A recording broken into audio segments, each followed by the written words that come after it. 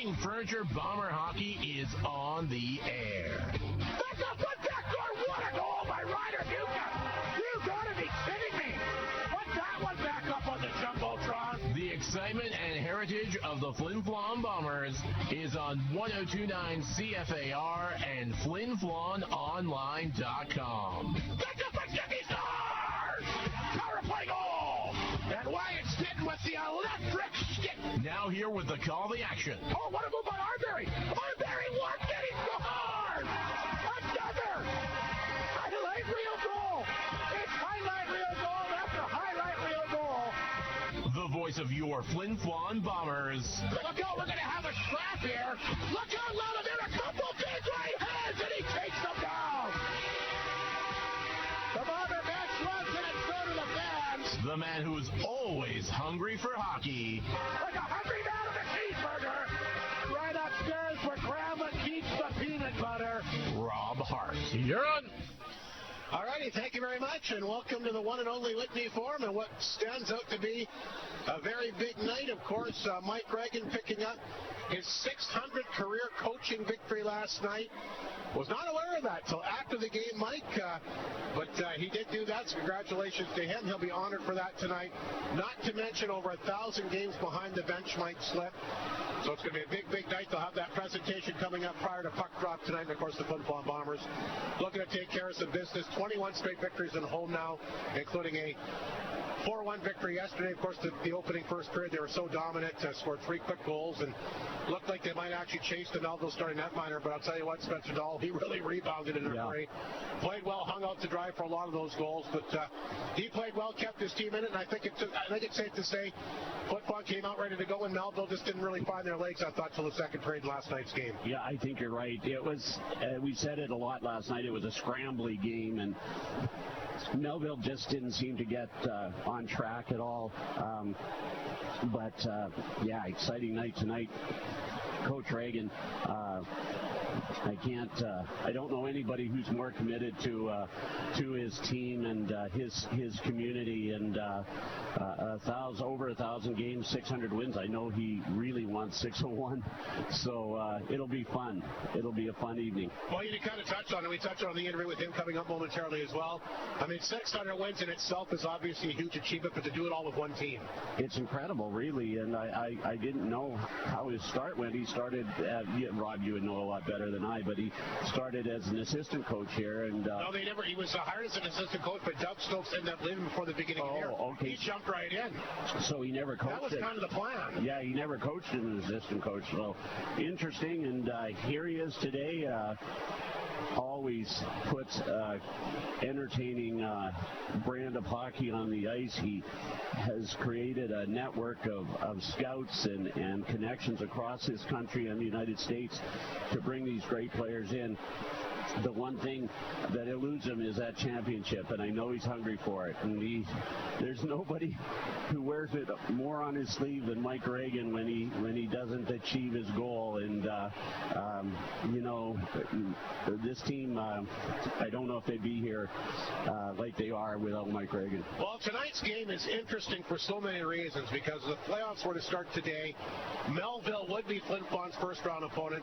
I'm really interested to see how this game goes here tonight, because I fully expect Melville to be better. Yeah. Obviously, there's going to be a lot of hype in the game with the big ceremony for Mike prior to puck drop. But we might get a real good inkling, Mike, of what type of series to expect. How this kind of, if they obviously do meet in the playoffs, a lot of hockey still has to be played. But I think we could get a real good inkling here tonight of what we might see in that series with this bounce-back game. I expect Melville to be a lot better. Doug Johnson, we saw him after the game last night, anything but happy. Yeah. It's his 50th birthday today, by the way. Oh, well, happy birthday, Doug Johnson. Anyway, I expected a bounce back. He was very, very vocal towards his players on the bench and after the game. And like I said, tonight could be a real good eye-opener for what we might see in the postseason. Yeah, I mean, there was pushback from the Millionaires last night. It got a little rough. There was a fight. But they didn't generate enough good offensive chances. No, they didn't. I expect the same. You know, Doug Johnson, premier coach in this league too, and a long-time coach in the SHL. He'll have this team. And one thing I was impressed with was a size of the they're a big team for sure. Melville Millionaires, and speed. They have some speedy players. They just couldn't spring them. They did a couple of times, but the Bombers were able to clog it up, and but on the other hand, I thought Melville at times did a good job of stopping the Bombers at the red line, and so I agree with you. This is going to be interesting. It certainly will. The Bombers, of course, first place in the league at 35-10-1-1, and it's amazing for as good a run as Flin Flon's had. The Battleford Stars, like we said, only 3 points behind them, so a lot riding on it. Flin Flon does have the 2 games in hand, like we alluded to yesterday. And again, at the playoffs, when it begins today, Melville would be the first-round opponent. The Mills right now occupy the 8th and final playoff spot. Tied with Kindersley for 49 points, but do have more victories and actually have 4 games in hand on them, so that way they would get the nod there if it was to come down to them being tied at the end of the year. Anyway, we'll take a break. We'll come back with the respective head coaches tonight. Obviously a big night for Mike Reagan. His thoughts on 600 victories, we'll talk about that, and obviously the big matchup against Melville. 4th and final time, at least the regular season, set to go here in about 11 and a half minutes time. Glad to be back at the Whitney Forum. Glad to be back with the one and only Mike Schlepp. And of course, glad to be back here at Crate Furniture Flin Flon Bomber Hockey on 102.9 CFAR and FlinFlonOnline.com. Great North GM in the pond knows just how much you like to save. So they've extended their no payment for 90 days program for February. Yes, you heard that right. Purchase your new dream vehicle at Great North GM and apply for new vehicle financing on approved credit. Then you can make your first payment come springtime. It's a win-win situation. Don't make a payment for 90 days and drive home in a new GMC truck, SUV, or car. Come check out the amazing deals at Great North GM, 212 LaRose Avenue in the Paw, because it's always a great day at Great North GM. You're on.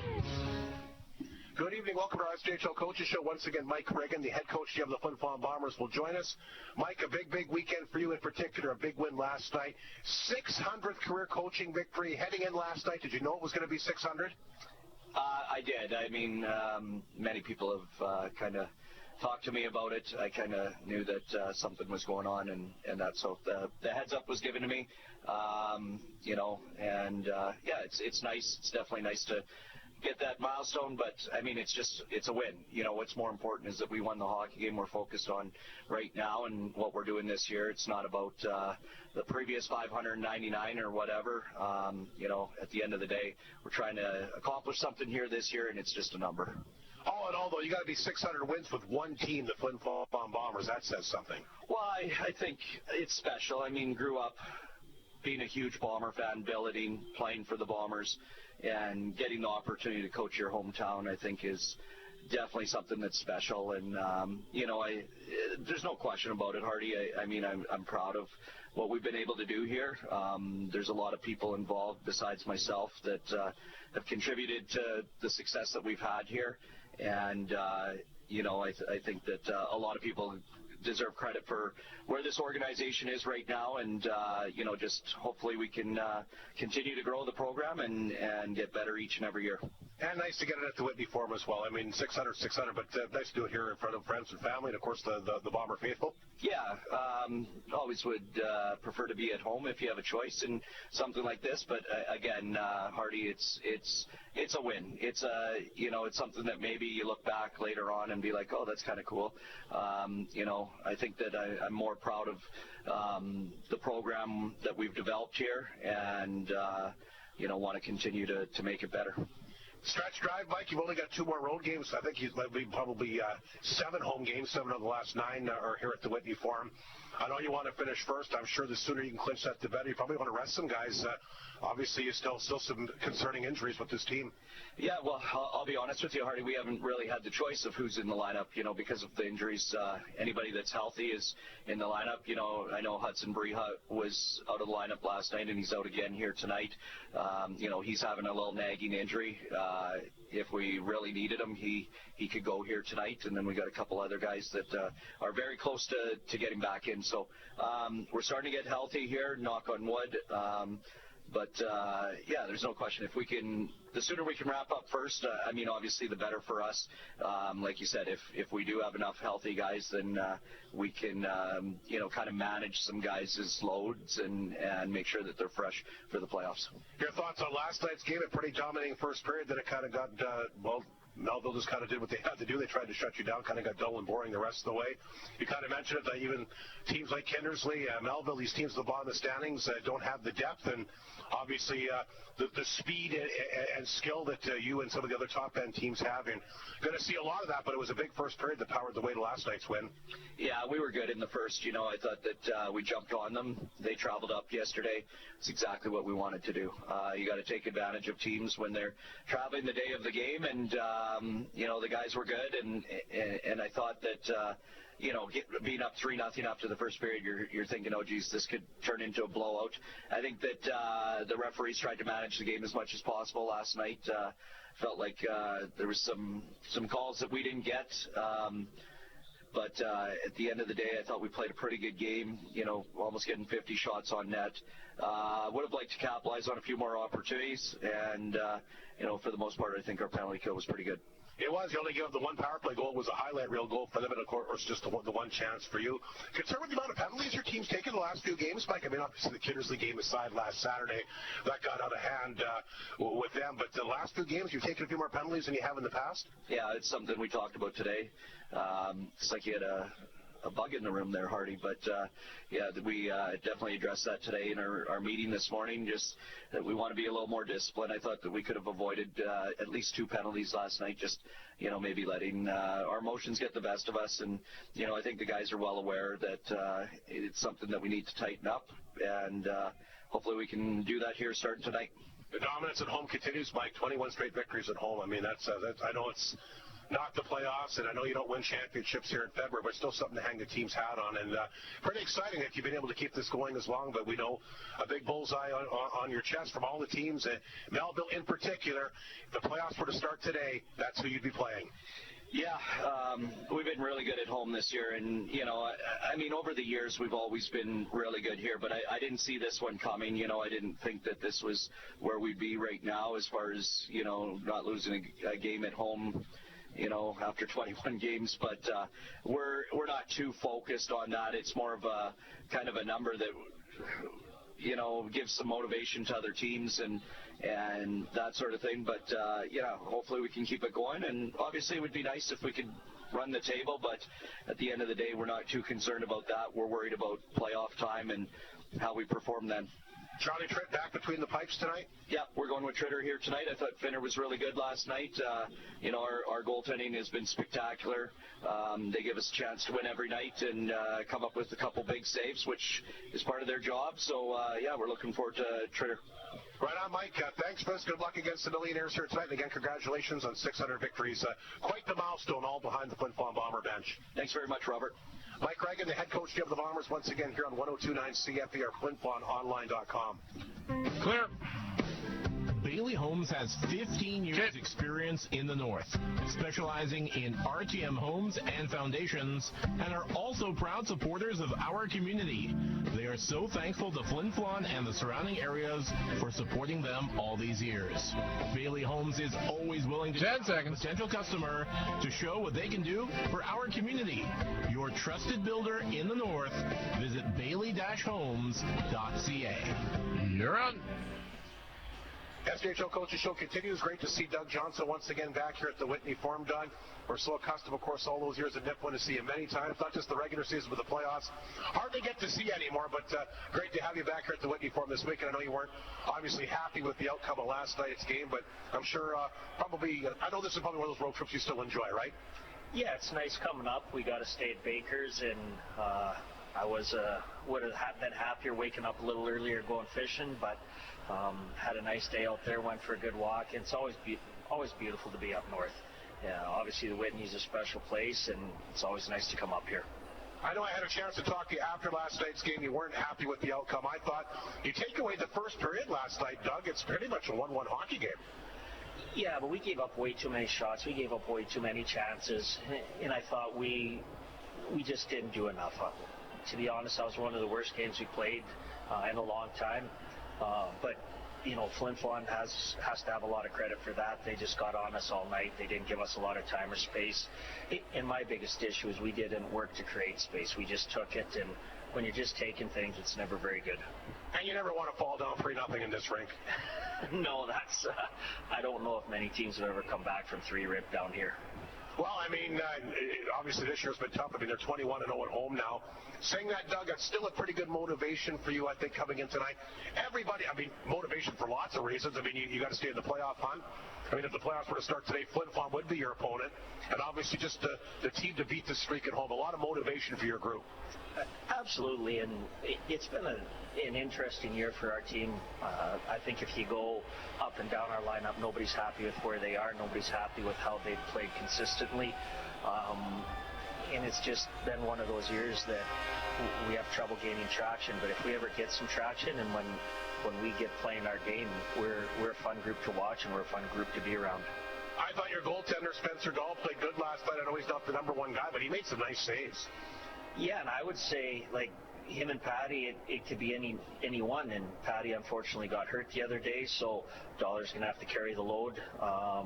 But, you know, when he came in, especially right away, back-to-back shutouts, if I'm not mistaken, I think after 5 games his goals against was 1, and he's as good as anybody you've had when he's on, and he was darn good last night. When do you get Patty back?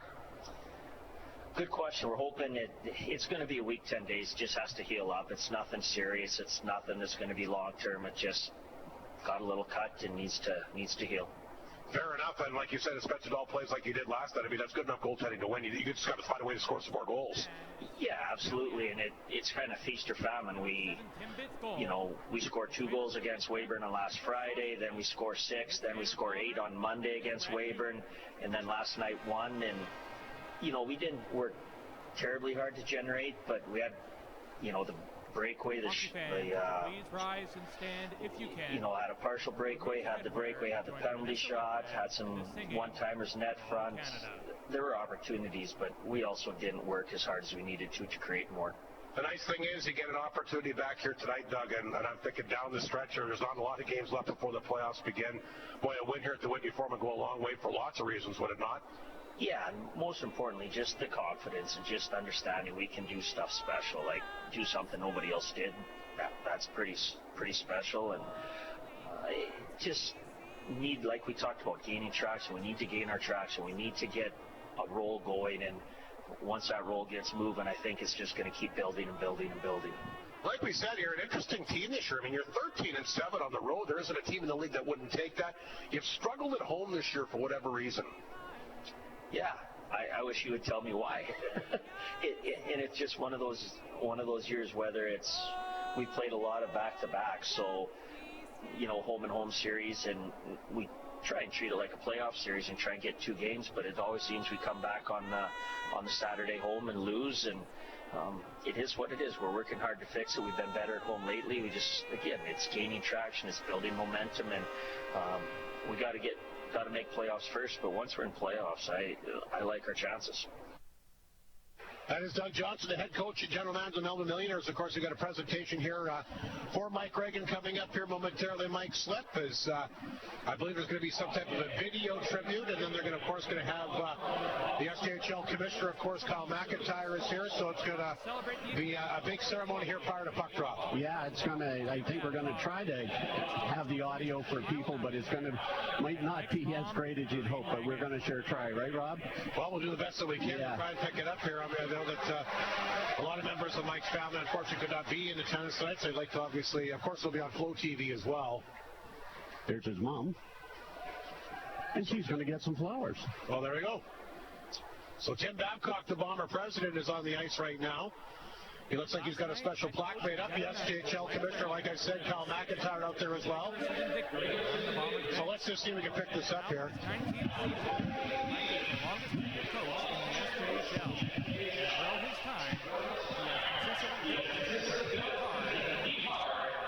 Recent years contend for championships. Along the way, Mike's career has been marked by numerous honors, including SJHL Coach of the Year and a gold medal with Team Canada West. Mike, on behalf of the organization, the community, and Bomber fans everywhere, thank you for your incredible dedication, leadership, and congratulations on this remarkable achievement.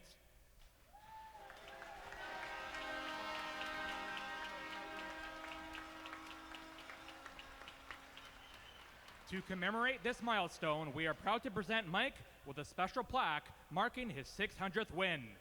Please join us in congratulating Mike Reagan on this incredible milestone.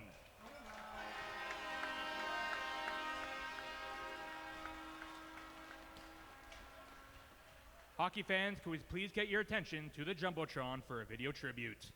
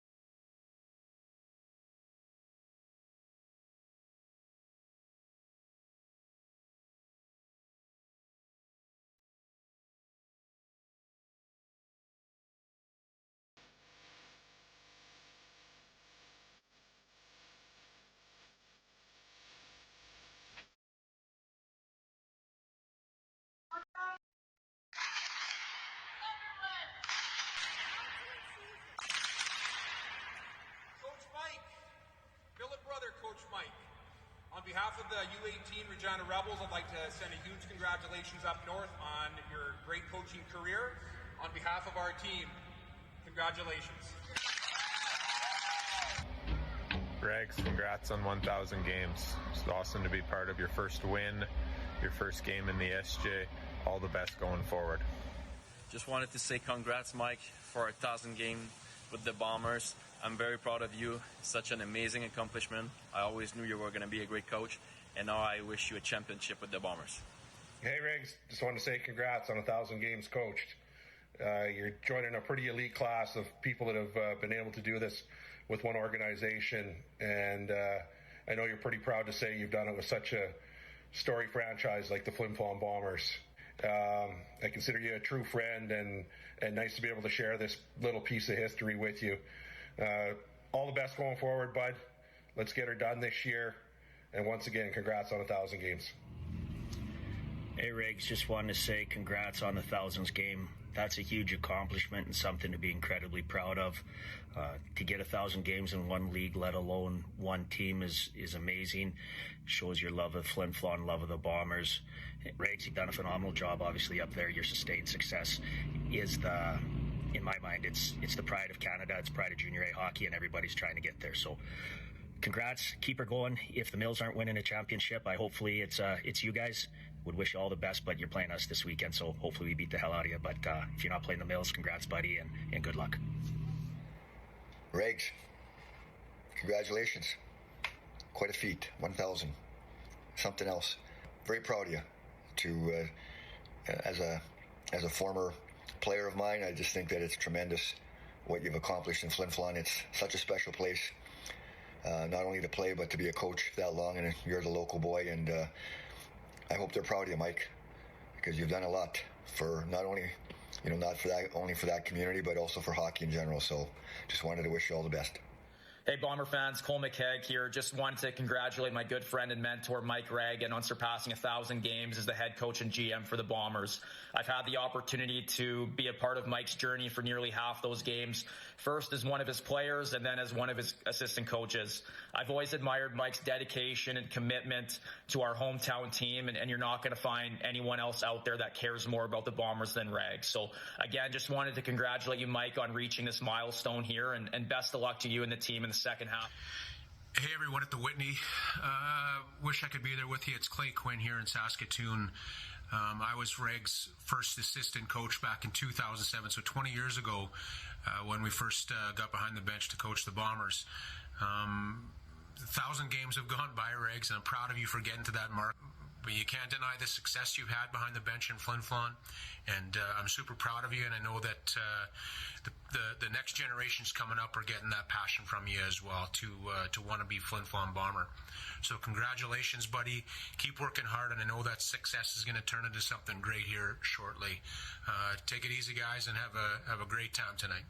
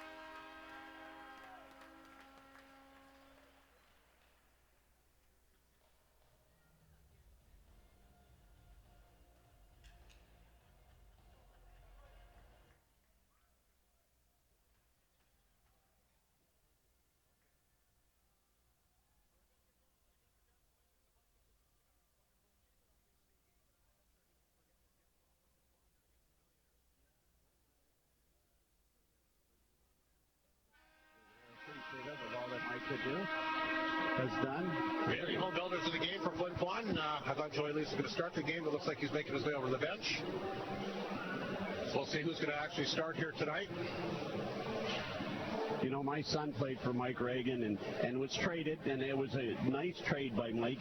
My son was able to go to Winkler and get to play as a goalie.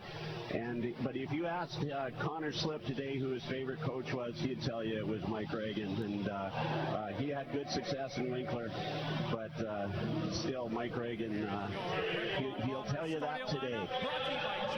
Here we go with the Bailey Homes builder of the game. The Flin Flon Bombers going to start things off with Big Brett Ewan. What a game he had last night. He'll be joined up front here by Wyatt Stickton as well as Loudon Alexander. Brayton Bruce, Pierce Yakupchuk on the back end. I like Mike mentioned, Charlie Tritt almost said Travis Tritt. Done it once. Charlie Tritt's going to get the call here tonight. Tritt, of course, having a great year for the Bombers between the pipes this year. Tritt sitting at 18-9 on the year. He's got 4 shutouts, a goals against, a 3-point, or a goals against a 2.13 and a save percentage of .937, so some great numbers for sure. We're underway. Yakupchuk's got the puck in his blue line. He'll play that one ahead. The puck will roll inside the Melville zone. There's Harkness after it. Ewan picked it up in the corner. Ewan tried to come back out front. He's pinned up along the wall. We're just underway. Puck in behind the Melville net. Flin Flon center to the blue line. Bruce knocks it down. His shot knocked down at front, picked up by, he goes right out front to Alexander. Wide open net, but it goes through his legs. A great chance there for Flin Flon right off the hop. Harkness, the big Melville D-man, will move that one ahead. It's pushed off the boards back to Flin Flon territory. Yakupchuk on top of it. That Edwards on him, but he gets rid of it fast. Here's Ewan. Back across the line, fired it on target. An easy save here for Spencer Dahl. And again, Melville's #1 goaltender got injured. Of course, they made that big trade with Weyburn. Weyburn was able to get that big Western Hockey League goaltender, so they ended up making a move here and brought in Preston Pavanot from Weyburn. He's the #1 guy. He got hurt the other day, so Spencer Dahl's actually the backup. And I was doing some checking on Massimo Urbani, yet to get a start in the SJHL. Yeah. He's not played a single minute with Melville as of yet. Mills win the faceoff. They've got the puck. Can't do much with it. Throw the puck redirects into the glove, and Spencer Dahl will reach down and he'll grab that. Another busy night across the SJHL. Mike, a lot of games we'll be watching here, obviously, with our McDonald's out-of-town scoreboard. Yeah, I'm just looking down at one of the refs. I think he's just adjusting his helmet. I wasn't sure if he got dinged. He might have, but he's okay. He's back at it. Face-off back inside the Melville zone. To the left of the net finder, Spencer Dahl. Off the face-off, Flin Flon works it back to Fashon. His shot goes wide. A good start by Flin Flon again. As most of the action's been inside the Melville zone. The puck is finally sent back to center. Picked up by Fashon. He'll lift it in. There goes Nadeau. I was impressed with his play last night. Melville, like we talked about with Doug in his half of the coach's show, cannot get down 3 goals here tonight. Here's Morozov. Threads the needle across the blue line. Fashon can't hold it in. Goes back to his own blue line. Had a couple Millionaires on him, including Margolis. He'll dump it in. Nadeau, the D-man, on top of it quickly. Caught Flin Flon changing. He got the puck out before he got lined up here by Seitz. Here's Margolis. He'll flip the puck back up into the Flin Flon Bomber bench. Blown down, just a minute 47 gone here. Decent crowd, and it should be for the way that this team's playing, and obviously, like we said, a very special night in honor of the head coach and GM. Not many guys can say they've coached 1,000 games, and not many guys can say they've won 600 of them. And even less, 1,000 games on it with the same team. And coaches tend not to last all that long. No kidding. Bearwald takes the face-off here against the Bombers. Martin. Flin Flon gets the puck. They'll fire it in. There goes the Melville D-man. He had a good game last night, I thought, in Cregan. Tied up there with Martin. Flin Flon tried to work it free. Picked up and fired off the boards that time by Bearwald. The puck will go back inside the Flin Flon zone. There's Mooney after it in the corner for Holmes. Up the boards. Bearwald got a hold of it. Mills have it. Try to push it out front. They do. Schindler at the blue line, a chance. And that got stopped by Tritt. Saw it somehow through traffic. Football will come back the other way. Martin at center. He'll dump that one in. Out of his net to play it back of the goal that time. Spencer Dahl. Mills lifted ahead. Here comes Bearwald. One hands at the center. Bearwald will now carry the puck in. Bearwald to the front of the net. Look out. Gets a good chance. Gets the rebound as well, and he flips it over top of the net. Already a better start for Melville here tonight. Golden knocked that one down at center ice. We got a number of lineup changes for the Millionaires in this game. Bruce back of his own net, and they've blown that play down. Hockey fans who high stick, I believe. Is that what the call is? I think it was, Rob. So 17:07 remaining here in the opening period, just underway. Flin Flon Melville, the fourth and final time in the regular season, and again, if the playoffs were to start today, they would actually meet in the first round. Flin Flon looks to get the puck out. It gets past Golden. Golden back at center will flip it in. Trick got a piece of it back in his own net. There's Bruce. Up the boards. Flin Flon shovels it ahead. Lead pass to Lalamier. He's got it. He's got a step. Lalamier's going to get it alone. Lalamier walks in. A good save. Spencer Dahl got the left pad down. Lalamier, a great opportunity there. Flin Flon trying to keep the puck in. Grabbed here by Harkness. He plays that one back to the blue line. Here comes Alexander blasting down the left side, back inside Melville territory. Alexander along the wall, gets it back to blue line. Oh, it just snuck out. It just snuck out. Just across the blue line, like Mike Slip indicated, 16:26 to go. Opening period, shots already 4-2. Flin Flon scoreless, and a breakaway by Lalamier, but a big save by Spencer Dahl. Yeah, great speed by Lalamier. He chose to shoot maybe a little far out, but Spencer Dahl cut that angle down beautifully. Well, you mentioned the size of all these players. He's a pretty big goaltender. He has a lot of room to shoot at. Very rare you get a small goaltender. Charlie Tripp, not the tallest guy, but best goalie in the league right now statistically. Absolutely. And I think and the only one in the NHL with a Division I scholarship for next year. There's Michon around the boards, played it ahead, and they're going to blow this one down behind the play. Must be a penalty. No, I think this one was a high stick. Yeah, I didn't see the referee's hand go up, so. 16:08 remaining, scoreless opening period. Bombers, Millionaires, fourth and final time in the regular season, like we mentioned. And a face-off back inside the Flin Flon zone. All kinds of birthdays, not just Doug Johnson's birthday today, but lots of other people as well. A happy 5th birthday to Blaine.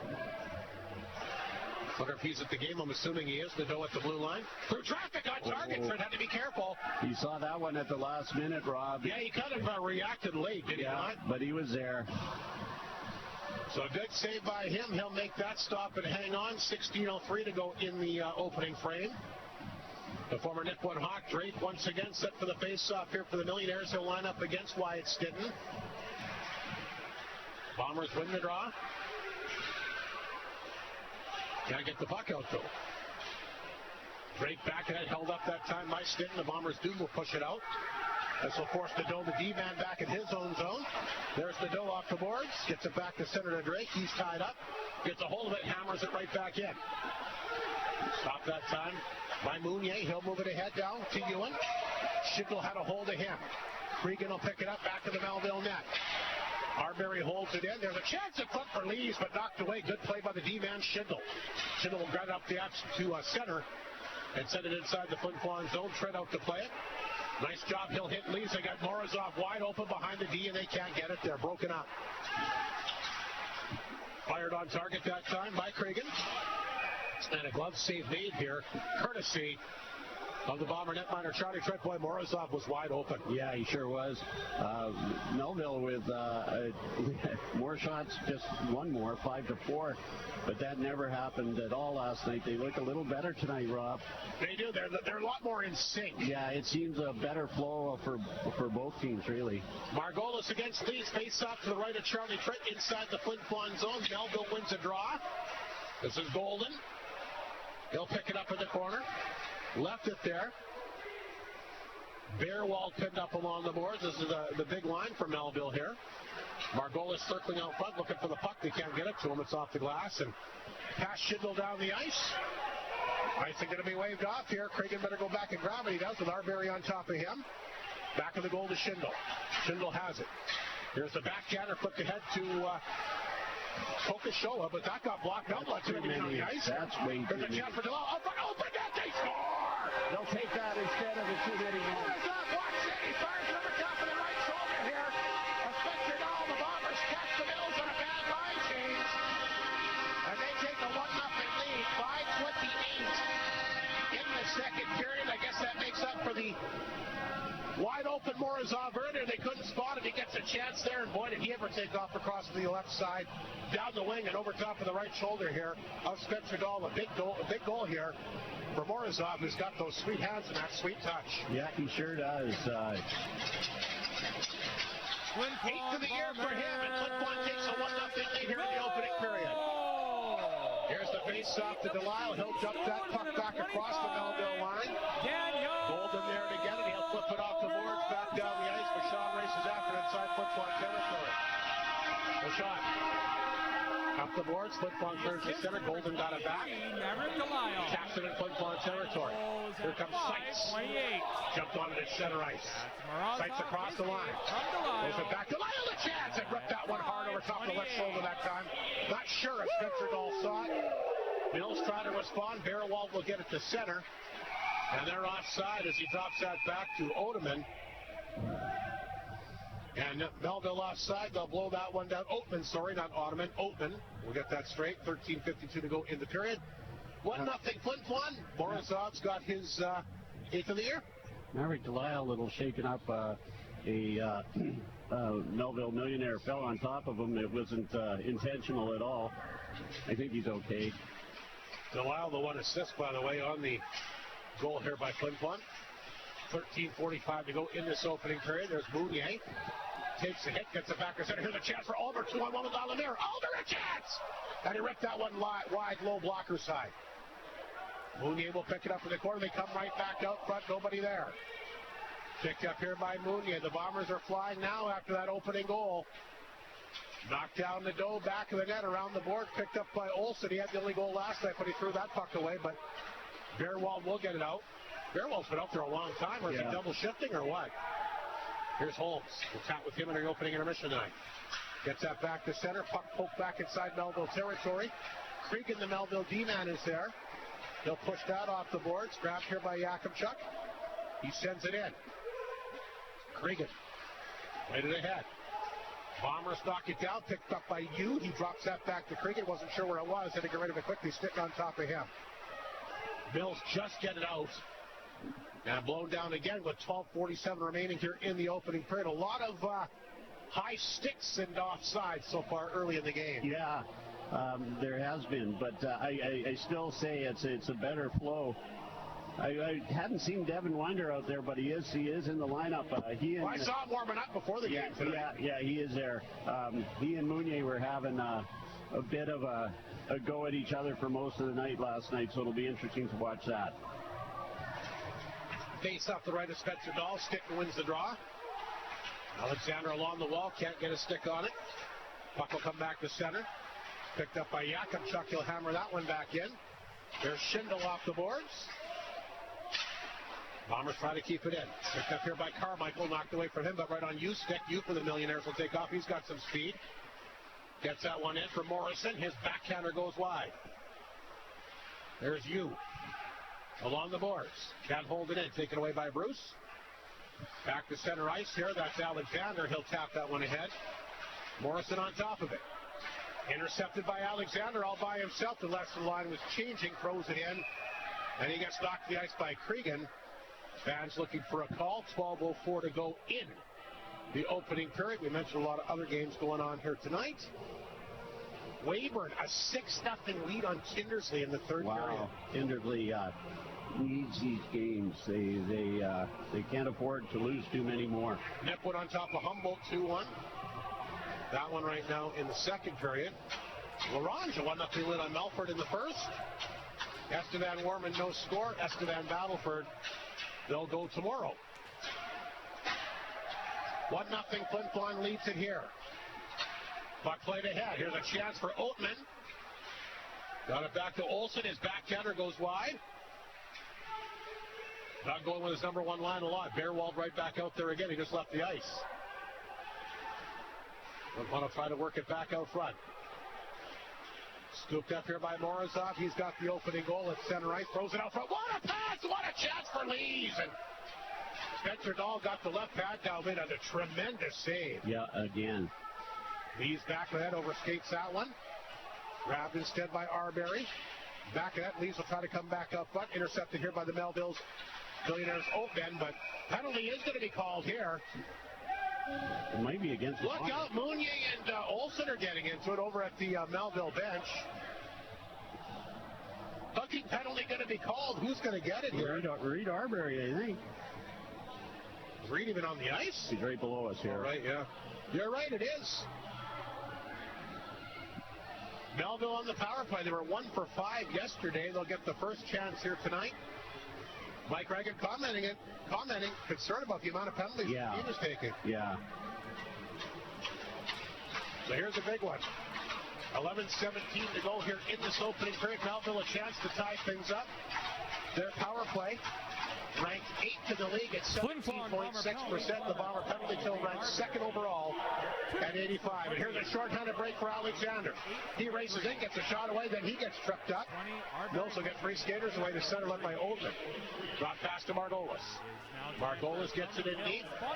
Ridden that one around the boards. It gets past Harkness, comes back to center. Minute 40 remaining in the Melville power play. 10:52 to go in the opening period. 1-0 Flin Flon in front. Morozov's got his 8th of the year. Oatman to center. Dumps it back in. There's Bruce. And no problem for him. He still got it down the rest of the way. Spencer Dahl comes out to play it. He's a back of the net. That's picked up here by Harkness. Harkness skates it to center. That's in trouble, but does get it away from Martin. Martin, of course, that big short-handed goal again a week ago against Kinnersy. What a goal that was. Bombers set it back down the ice. The save made here by Spencer Dahl. Power play can't get going. 1:02 remaining. That's picked up here by Drake back of the Melville net. He's going to let Nadeau carry it up the ice. Nadeau back to center ice. Poked away. Mooney, and they got a chance for Ewan, but they threw it too wide for him. Puck will roll in. Spencer Dahl. He will play it after all. Ewan kind of backed off there, gave him a chance. Nadeau. Back to you. Back to Nadeau. Mills can't get across the Bomber blue line. Deflected. Here's Fashon on top of it. 30 seconds remaining in the Melville power play. They haven't had a single shot yet. No, excellent penalty kill so far. Here's you. He'll take the pass. Dishes it off. It comes back out front. You got it back. You along the boards. Lost the hand of the Mounier. Poked it to the far side. There's Stitton poking it outside the zone. 10 seconds to go in the power play. Nadeau has it inside the Melville zone. Stitton will watch him. He'll retreat back to the Melville next. Power play over. And Melville 0 for 1. Drake takes the pass. They're offside again, blown down, back to 5 aside, and you're right, what a penalty kill that was. Excellent. Jim's Custodor's a Windows penalty kill, by the way. Media timeout, we'll take a break. Flin Flon in front 1-0 here so far tonight on 102.9 CFAR and FlinFlonOnline.com. Clear. Your local McDonald's at the Walmart location offering up some tasty treats here in February, including the Frank's Red Hot Original McCrispy, made with tender and juicy 100% Canadian raised seasoned chicken, and topped with shredded lettuce, mayo-style sauce, and Frank's Red Hot Original thick sauce, and served on a potato bun. Also, the Frank's Red Hot Honey Dipping Sauce, a dipping sauce with the sweet taste of honey, and the heat of Frank's Red Hot to treat your McNuggets to a flavor they've never experienced before. Stop on by the restaurant, the Flin Flon Walmart location, 8 a.m. till 9 p.m. Monday to Saturday, and 8 a.m. till 6 p.m. on Sunday. Oh yeah, great. More of your grungy, old work clothes. Didn't I just wash these like last week? Well, fine then. Bye-bye, Spin Cycle.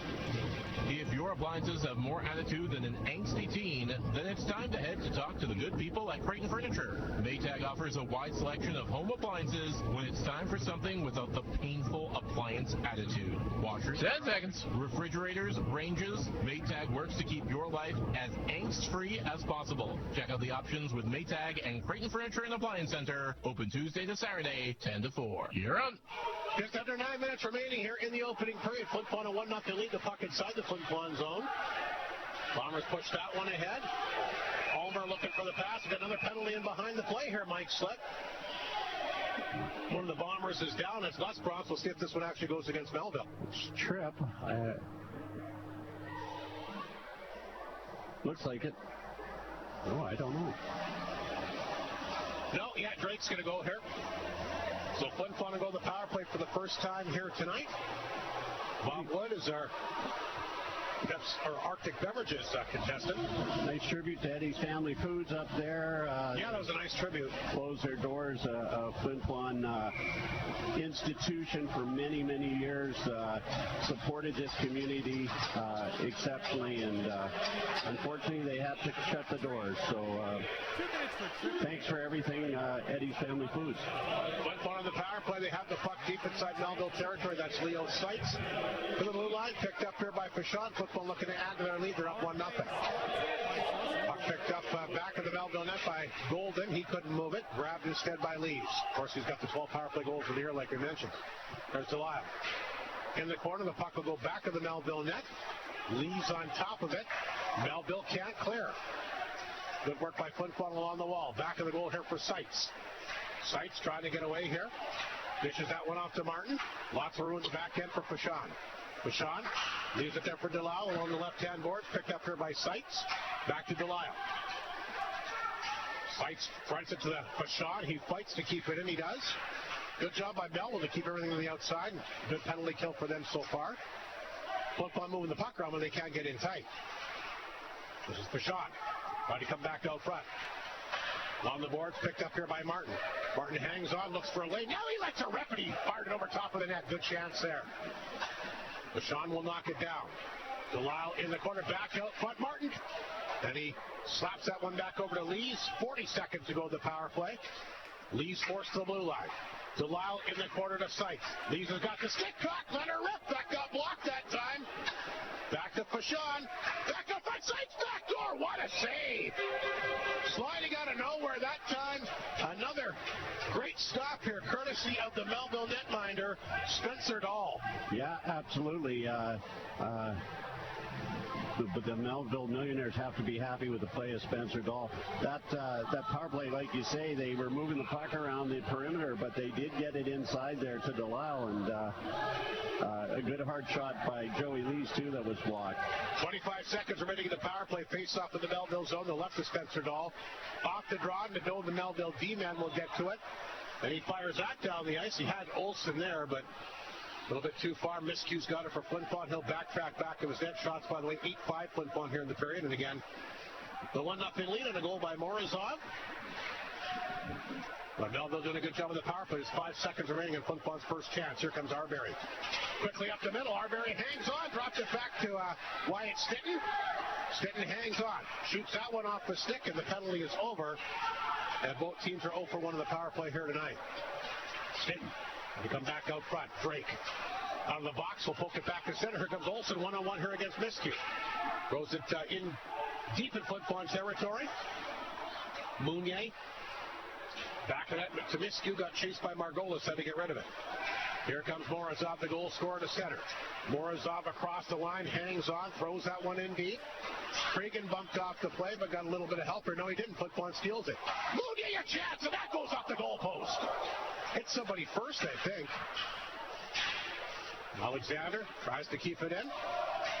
Picked up by Margolis. Puck hit a body. Flin Flon almost had too many men on the ice themselves there. There's a chance now for Mounier as he rips that one wide. Flin Flon back on the attack inside Melville territory. Here's Dash Holmes. And his first ever SJHL goal a week ago tonight. Bumped off the play. Lalamere, a nice body check. Binder, he'll pick it up. Flipped it back here to Carmichael, but he runs out of room. 5:27 to go opening period.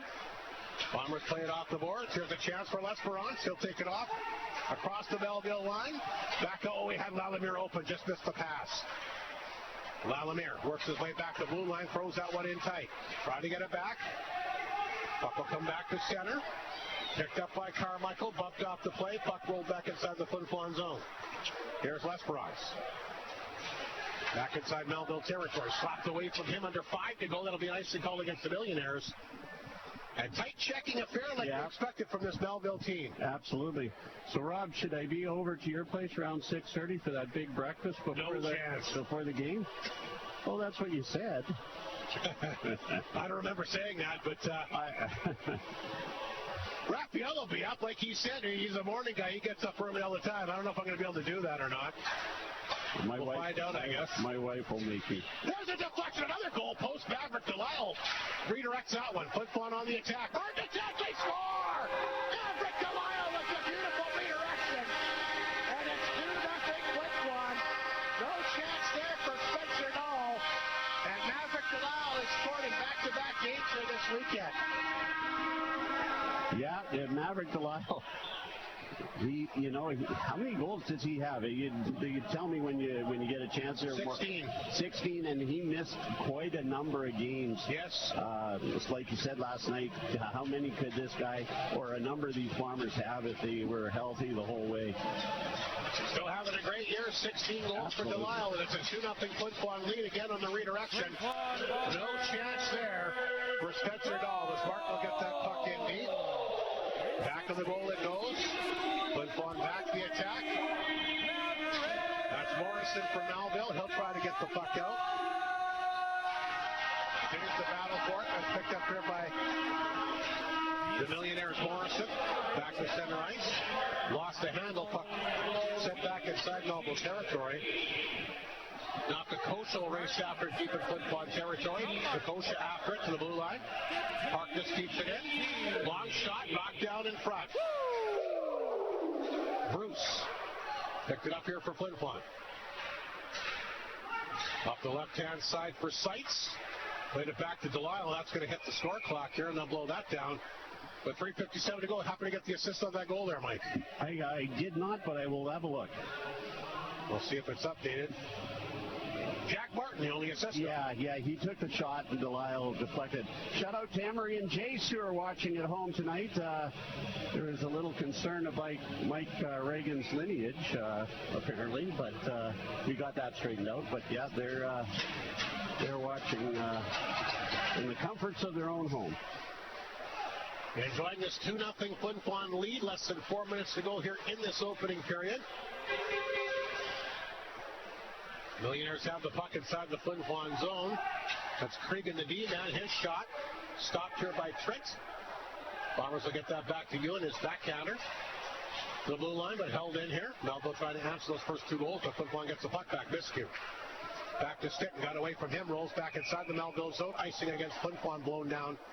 3:28 to go. Looks like a decent crowd again here tonight, Mike. Yeah, about the same as last night, I think, Rob. Maybe a little more over here on my left. Yeah, it's, if you haven't got out to see this edition of the Flin Flon Bombers, do yourself a favor. It's super entertaining and a really awesome team. I've said it every game. It's a different Bomber team, but a successful Bomber team. Nadeau from the blue line. His shot got blocked. Never made it through in front to Trent. It really hasn't been tested so far in the game. Shots are 9-6, but none of them really dangerous as of yet. Miscue lost that one. The corner mark. Goal is back out front. There's a chance. Rashawn will get to it. Pokes it back to center. Here comes Brett Ewan across the line. Throws it out front. That goes wide of the net. Mills will flip it back to the Bomber line. Rashawn is there. He's got it. Throws it back to the goal this time. Mounier had to be careful. Binder on top of him. Binder did not play in last night's game, by the way. Here comes Leaves. Throws it in deep. Harkness, though, stands his ground. One of the top D-men in the league. Gets rid of it. Picked up by Binder. Binder up the right side. He was looking for Edwards too far. Back in Flin Flon territory, there's Mounier. Mounier sends it back inside the Melville zone. Binder. Made it back to center. Picked up here by Winder. And there's a chance for him as he shows off some of that nice speed that he's got. Winder back there, throws it back out front. Here's a chance for Margolis, and a save made, or Harkness rather. Save made by Trent. That might be the best chance of the night for Melville so far. Morozov right back the other way, trying to get out front to Arbery. He goes down. Yu will pick it up, and he gets the puck back to the Flin Flon blue line. There's Yakimchuk. Yakimchuk picks it up. It's under 2 minutes now remaining in this opening period. Puck picked up by Schindel. Here's Schindel for the Millionaires. Back to center. Morrison ties up. Big body check as Delisle goes down. Yakimchuk. Played it back to Bruce. Look out. Lost the handle. Chance out for Drake. Cuts it. Gets a chance. And good stick save made here courtesy of Charlie Trent. Melville getting a few chances here late in the period, 1:28 to go. Seems like they got their legs anyway. Bruce, back of the net. Jakubchuk up the boards. Martin tries to get it out. Couple whacks at it, but held in by Kokosha. Looks like some desperation here by Melville late in this opening period. 1:09 remains. 2-0 Flin Flon in front. Maverick Delisle, one of those two goals. Will play this one ahead to Martin. Sights the center. Makes a nifty move here, but Nadeau able to counter, and he'll tie him up. Fans again looking for some penalty. I didn't see one, but Elbow got a little high on Leo, but I don't think the penalty should be called. Holtman lost the handle. Puck comes back to Melville blue line. Holtman knocked off the play. Fans will cheer that. Puck sent on target. The save made by Spencer Dahl. Schmaltz will get to it. And they'll flip it ahead. Puck will roll down inside the Flin Flon zone. I don't think there'll be enough for icing. It won't push on back to get it. He banks it off the boards. Puck will roll back inside the Melville zone. Harkness back to pick up this loose puck. 24 seconds remaining in this opening period. Here's a stretch pass. That should be an icing ball. I don't know why that. Yeah, absolutely. It came from one goal line to the other. Picked up here by Winder. He can't shoot it. Here's Ulmer up the left side for L'Esperance. Too far. Icing that time. 6.7 seconds to go. Kind of a no-brainer on the last one, wasn't it? It sure looked like it, unless it was just tipped a little somewhere along the way, but I didn't think so. 6.7 seconds to go. Face-off will come back inside the Flin Flon zone. Again, a 2-0 lead for Flin Flon. Shots are fairly even at 10-8, but again, Melville, no real dangerous chances. Yeah, Charlie had to make one or two decent saves, but you're right. Margolis to take the draw against L'Esperance. He wins it. Here's Golden, a chance, and that one well wide of the mark. I'm not sure if they hit a stick or not. It looked like it changed direction. And that's good for the opening period. Look out, L'Esperance comes flying over there. He's mixing it up with somebody. And he wasn't happy about something Mike slipped as he came barreling over there, and the fists were flying. Referee's pointing at people. I'm thinking probably penalties to be handed out. Probably both ways. Anyway, they'll get this sorted out. We'll take a break because we got the opening intermission coming up for the North of 53 Consumers Co-op tonight. Bombers lead at 2-0. A couple of big goals here, courtesy of Morozov and Delisle. We'll take a quick break, come back with more momentarily here on 102.9 CFER and FlinFlonOnline.com. Artificial intelligence can't build you a home, 7, engine, or prepare a meal. A job in trades is a job AI can't have. At the University College of the North, choose from over 10 different trades that work for you, your interests, and your timelines. You can be the one everyone calls for that expert help. Apply for September 2026 start. UCN.ca. UCN. Here you can. Are you going to Danao, University College of the North? Kinaumagai ay kantopa Denao, UCN.ca, UCN Spanish. For the North of 53 Co-op. Hud Bay is proud to be a sponsor of this Bomber broadcast. From donations for bursaries, hockey schools, clubs, community events, charities, and so much more, Hud Bay has supported our community with dedication and generosity, contributing to events and organizations. Hud Bay thanks the people of Flin Flon for their continued support. When you aren't having any luck ice fishing, try the fish shop at the North of 53 Co-op. Add their jumbo shrimp ring with sauce to your cart for that get-together you're planning. Make room for farm Chinook salmon fillets. Or if you're just looking for a snack, grab the popcorn shrimp or the 10 seconds. pack. Try your luck with all the delicious options the fish shop has to offer at the North of 53 Co-op. You're at home there. You're up. And welcome back to Whitney Forum, a 2-0 Flin Flon lead. Let's take a look at the Northland Ford first period scoring summary. Morozov took off like a bat out of lightning there. He went right down the left side there, and a beautiful shot over top of the right shoulder of Spencer Dahl. 8th of the year, Maverick Delisle, the assist, and Morozov, boy, another guy that has got a lot of tremendous skill. Yeah, I wonder if he'll get another shot next year at the WHL. Sounds like he will. Yeah, it looks like that might happen, but good on him. Second goal comes courtesy of Maverick Delisle. Martin, the shot from just inside the blue line. Delisle gets the stick on it and redirects it. 16th of the season for him at 15-13. The Bombers in business up 2-0. Yeah, a great period, and a better flow than last night, Rob. So we'll have to see what happens in the second here. Shots 10-8. Flin Flon, both teams 0 for 1 in the power play. We're going to have coincidental minors, by the way, handed out here. So it'll be 4-on-4 to start the second tonight. So again, Morozov's 8 from Delisle at 5:28. Delisle 16 for Martin at 15-13. The story so far. 2-0 Flin Flon in front. We'll take another break. We're going to come back with more of the opening intermission for the co-op tonight, including our Creighton Pizza player profile, Nash Holmes' first ever SJHL goal. Mike slipped last week. It was a big one against Kindersley. Nash has been playing very well. He has. So I'll be interested to hear this. He's one of those unsung guys. So I'm glad he got that goal, and looking forward to the interview. All right, we'll take a break, see what he has to say, talk about the first goal and more. Nash Holmes, our Creighton Pizza player profile, coming up momentarily, right here on 102.9 CFAR and FlinFlonOnline.com. Picture this, a home that welcomes you with open arms, where every room tells a story of comfort and security. Jim's Custom Doors and Windows, your local go-to windows, doors, and blinds store. At Jim's, they believe in turning houses into homes. Their windows don't just frame views, they frame memories. And their doors, well, they open endless possibilities. Whether you're upgrading for style or enhancing security, the experts at Jim's can guide you every step of the way. Jim's Custom Doors and Windows, 687-7071.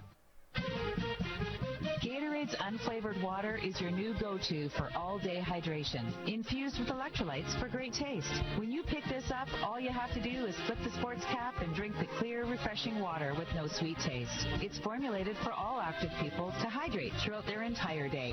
Arctic beverages in Gatorade, ideal for all-day hydration for all active people. Your lifestyle may change each day, but what you have inside you doesn't. With Gatorade water. Gotta stop thinking about Creighton's Pizza. Gotta stop thinking about Creighton's Pizza. More important things to think about, like, what kind of name is Gilligan? And can I get laser eye surgery where the eyes shoot out lasers? Probably on its way for a Creighton's Pizza delivery. Bah, gotta stop thinking about Creighton's Pizza. I've got it. I'm going to start thinking about their ethnic menu, from Greek to Chinese to Italian, the salads, milkshakes, Flinty's fried chicken. Phew, I did it. Creighton's Pizza, 688-2080. Fight for the last slice. You're on. Welcome to our first intermission, our Creighton Pizza player profile, Nash Holmes, fresh off scoring his first ever SJHL goal against the Kindersley Clippers a week ago tonight. And tell you what, Nash, it was a nice goal. That was a big goal. And I asked you off the air, I'll ask you on the air now, were you aiming there or were you just hoping it would go in? Yeah, kind of got down low, seen my D partner going back door, threw it to the net and happened to go in. So I was happy with that. Must feel nice to get that first one. You never forget that moment, I bet. For sure, yeah. It's good to get that one off the back. You know, to me, that was a huge goal because they were up 1-0. And Brett O'Halloran, their goaltender, he was standing on his head. I was thinking in the back of my head, the Bombers going to be able to get one by him here tonight. They only got the one the night before, but that really, it seemed to change the whole complexion of the game. I thought your goal. For sure, yeah. Their goalie played well. I was just happy to get the boys started, and yeah, you know, we responded after that. That was a big win, and of course it was a lot of stuff happened after that. Is that the wildest game you've ever played in your junior career? I mean, for sure. Physically, yeah, it was. We had lots of guys go down, so I mean, it was definitely interesting. Any idea? I mean, it was the thing that I couldn't understand was it was a 3-1 hockey game. Actually, it was 2-1 when a lot of that started, then eventually became 3-1 with that shorthanded goal. Any idea what kind of turned things around like that? Why it got ugly like that? I'm not sure. I mean, I think that, you know, being number one, you kind of get the target on your back, and I assume that they were just trying to, you know, sort of get in our heads or, you know, make us a little scared to play, but, you know, we battled through. You think it was in the back of a lot of guys' minds, not just your team, but maybe their team, that it could be a first-round playoff preview as well?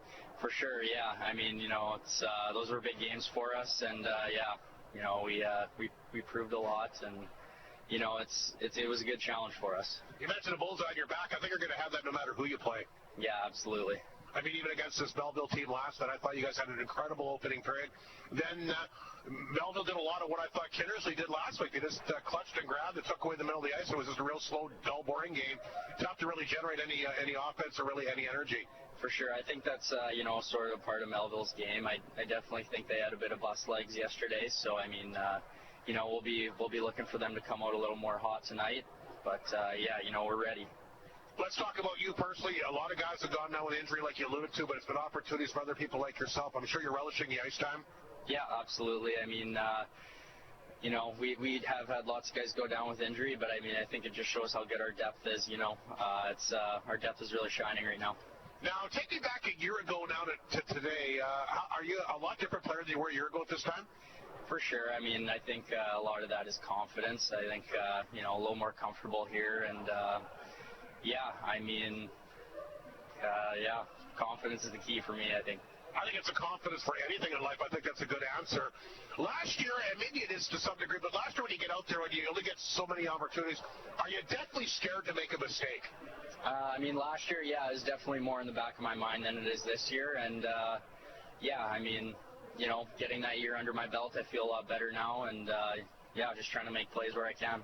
Well, like I said, you've had some pretty. The goal aside, I thought you played pretty well. You look pretty comfortable out there, and looks like maybe a little bit more off. I mean, you just have the one goal, but you like to rush the puck more now, do you not? Yeah, for sure. I mean, I think it's a part of my game that's growing offensively, and I just want to continue to grow, make plays where I can, and help the boys out. We mentioned it's a good ice time for you, but it must be fun coming to the rink every night with this group. I mean, your first overall, yet to lose a game at home here. I mean, one of the top-ranked teams in the country again. I mean, I think everybody knew the Bombers would be competitive. They always are, but did you have any idea that you'd be first place and having the type of season that this team is, especially losing so much firepower off last year's club? Playing for Mike Regan, it's all about the standards and expectations, and so, I wouldn't say I'm shocked that we're first place right now, but, Shocked that you're undefeated at home, though? I mean, a little bit, but, it's tough to lose with this crowd and this environment, so.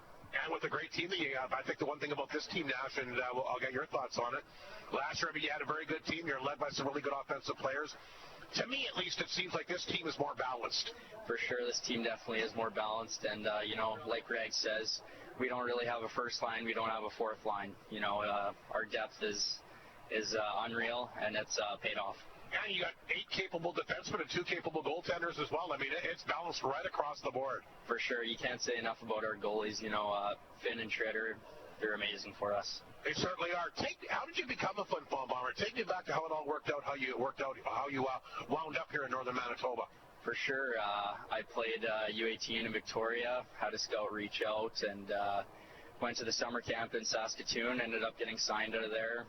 Made it through main camp and the trade deadline, and so, just kind of grinded my way on. You know anything about Flin Flon prior to that point? Not much. I do have some family in Manitoba, in Carmen, Manitoba, but, not much about Flin Flon. Kind of reminds me of home in Whitehorse, though. So. Yeah, no kidding. I mean, that's a bit further north than Flin Flon. Did you reach out to the family in Carmen when you found out you were coming here? Yeah, for sure. Let everyone know, and it's been awesome. They come watch some of our southern swings, and we're going to try to get them up here for playoffs. So. That'd be something quickly. Best moment for you in your hockey career so far? So far, probably winning our Pee Wee Tier 3 provincial championships for our Whitehorse Mustangs up in the Yukon. That was a lot of fun, and great accomplishment. Best Bomber moment, is it the first goal, or do you have something else? Or maybe something additional to that first goal? I'd probably say, I'll go with that first goal. I mean, it was good to get the monkey off the back, but hopefully we could get championship here. That would definitely be the highlight of my career. So that's what we're looking for. I think the team was more excited than you were when you got that first goal. What do you think? Yeah, for sure. My D partner in the 10 was definitely more excited than I was, I think, and it just shows a lot about the guys. Everyone cares for each other, and we're all teammates, and we're cheering for each other. So it's awesome. Tight group for sure. Nash, thanks for this. Congratulations on your first goal. Good luck against the Millionaires tonight. Good luck in the playoffs, because we know they're not very far away. For sure. Thank you, Hardy. That's Nash Holmes from Whitehorse, Yukon, our Creighton Pizza player profile here on 102.9 CFAR and FlinFlonOnline.com. Clear. North Northland Ford proudly supports the Flin Flon Bombers throughout the SJH. This is the last one. We know that the Bombers will play tough like the Ford F-150. Again. The toughest truck on the market for over 40 years. Northland Ford helping the community cheer on the Bombers as they work to bring a championship to the best fans in the league, and they provide you with the best selection on their lot. In the North, for the North, Northland Ford, the dealership you tell your friends about. The time has come.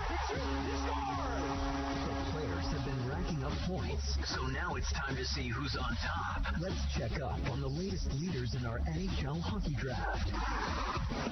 As we enjoy world-class hockey at the Winter Olympics, the NHL will be on hiatus for the next few weeks, and for many teams around the league, including the Winnipeg Jets, it'll be time to make some tough decisions about what they'll do with the rest of the season. Will they be buyers or sellers?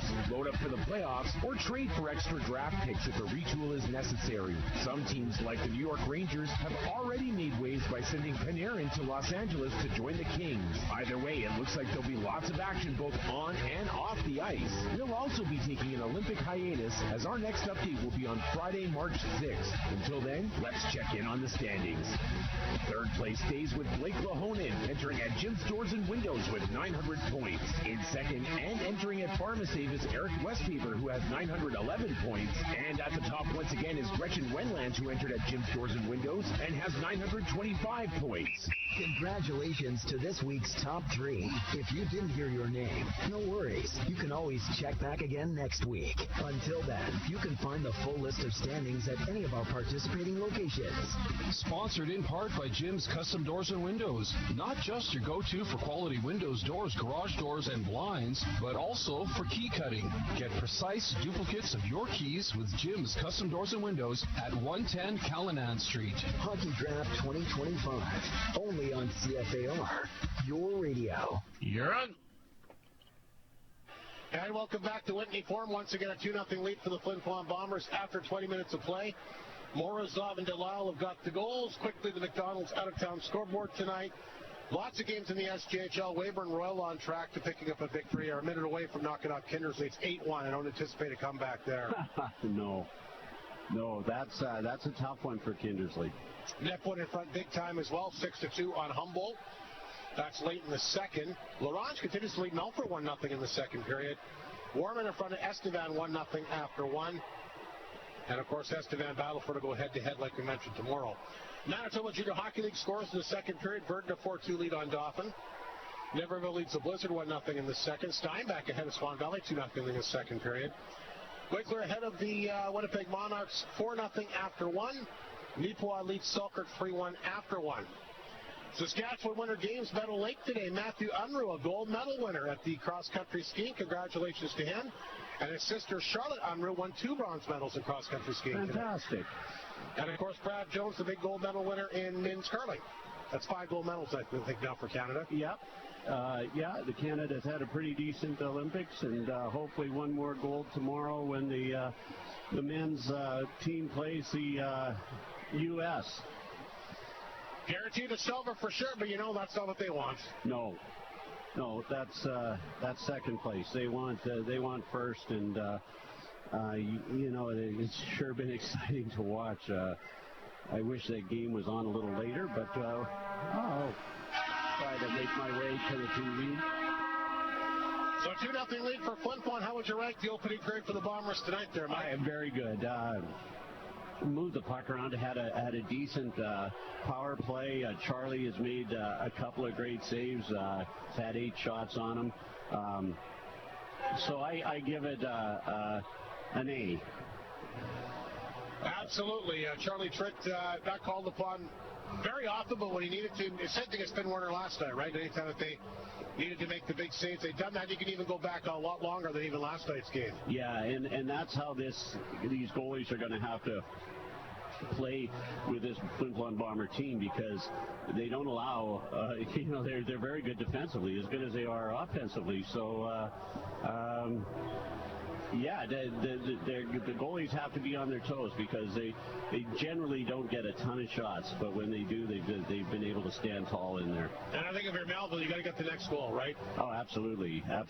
And Melville came out and pretty good in the second period, and let's see how they do this period. I know.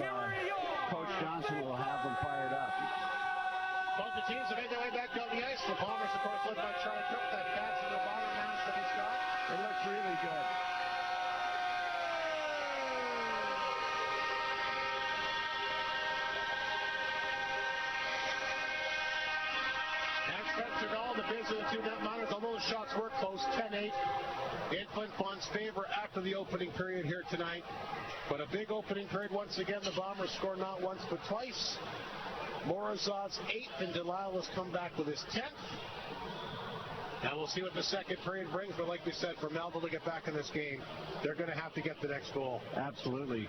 I did an interview with Charlie Tritt. It was on the Northland Ford site and on the Bomber site. And just a great young man and very interesting from Vancouver, British Columbia. It turns out that his mom and dad are good friends of very good friends of mine. So it's a small world. And if they're listening, hello, say hello to Tony and Carolyn for me. 4-on-4 to begin the second period as Wisconsin and the Miners handed out at the end of the period. Binder went off for Melville. Les Bronze went off for Flin Flon, so we're underway, 4-on-4. Miscue feeds that back to Vachon. He'll fire that on target. Save made here by Spencer Dahl. Rebound picked up by Morrison. He'll skate with it outside the Melville zone. A lot more room out there with obviously only 4 aside. Morrison brings it in, but he's knocked off the play. Vachon trying to play that back up the left side. That'll be a nicely called against Flin Flon. And that misses everybody with the faceoff coming back inside the Flin Flon zone. Yeah, Red Ewan just couldn't get a stick on that one as it went by. What a game he had last night, Red Ewan. I gave him the first star. He was engaged. He was playing physical, and he got a goal too, I believe. Margolis to take the faceoff against Stick deep in Flin Flon territory. Miscue has it back to the Flin Flon net. Laid it back to Red Ewan. Ewan's got it. He'll take off to center. Can't cross the Melville blue line. Forced back to center ice. Look out, he throws it back in his own zone. He better be careful here. I had Drake on top of him. Got it free to Miscue. Here's the pass to Vachon. He'll take off quickly. Vachon made a nifty move. Got it in deep. Lee's in there as well.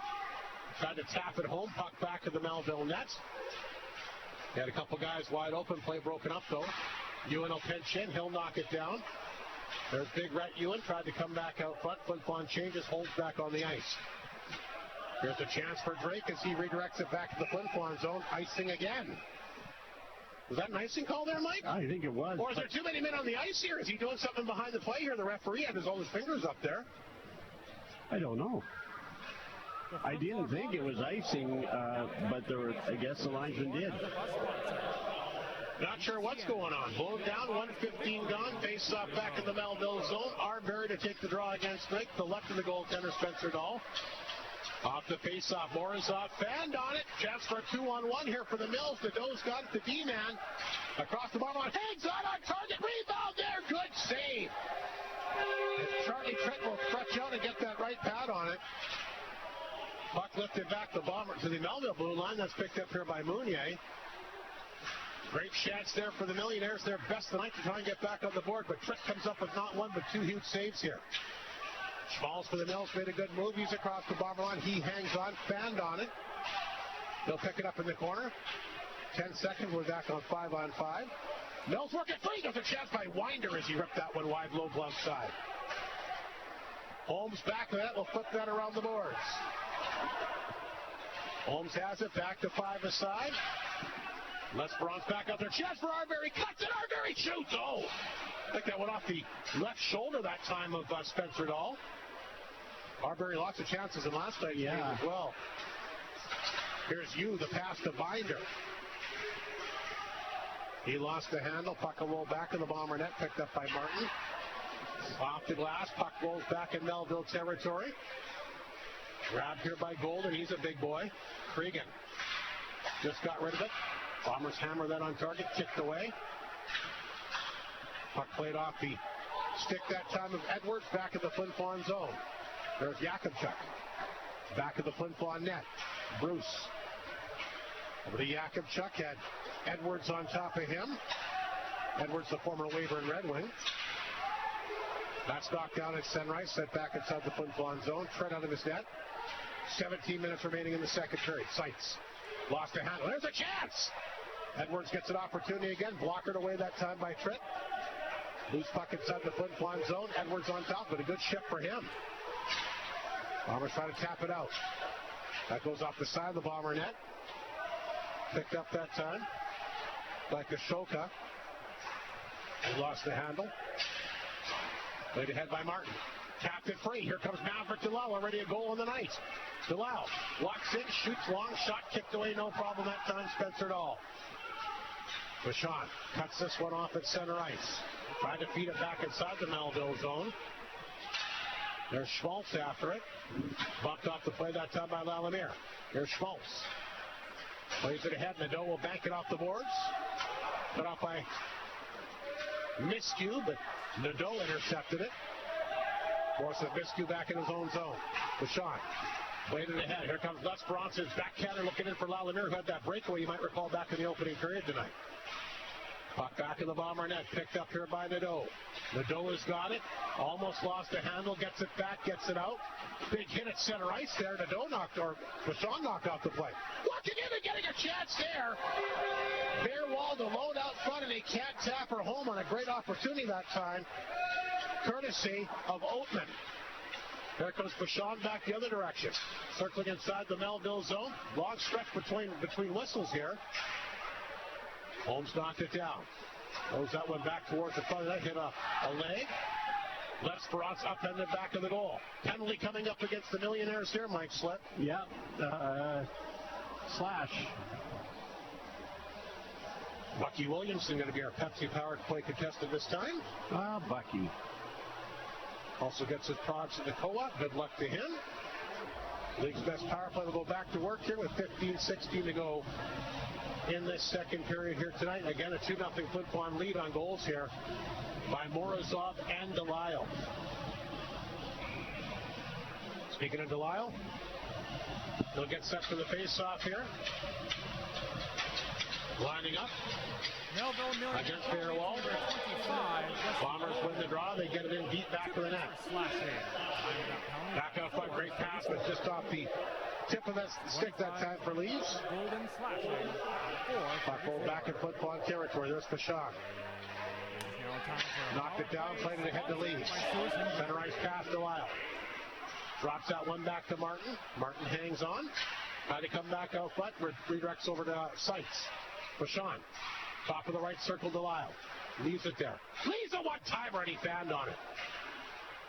Melville can't clear, but they'll get a chance now. That's picked up by Morrison, sent back to center. Vachon on top of it. Played it back to Seitz. Here he comes. Puts it back in the zone. Martin back in the goal for Seitz. 1:08 to go in the power play. Vachon at the blue line. In tight for Lees. He's covered. Comes back to blue line. They'll get past to Lyle and come back to center ice. 14:15 remaining in the period. 55 seconds of power play. Seitz dishes it off. Lees walks in. A good chance and a good save that time. Spencer Dahl out to cut off the angle and made a good left pad save and rebound cleared back down the ice in Flin Flon territory. Charlie Trent will play it around the boards. Arbery didn't like how that set up, so he dropped it back quickly to Miskew. Miskew's got it. Inside the Melville zone, his shot partially blocked. Seitz tried to get on it. He goes hard into the boards, had Oatman on top of him. Here's Miskew. Back the other way. Dumped it back inside Melville territory. Stinton can't get to it. Puck flipped back down in Flin Flon territory. Trent will play it. 14 seconds remaining in the power play. Flin Flon in danger, going 0 for 2. Here's Alexander. Got it in deep. Knocked off his stick back to Miskew. Lots of traffic, a shot. Redirected by Alexander, and another good save by Spencer Dahl. Great shot by Miskew, too. He looked for that screen, and then Dahl fought through it. I don't know how he saw it or if he did see it, but he did make a great save. 2 seconds remaining in the power play. 13-18 to go in the second period.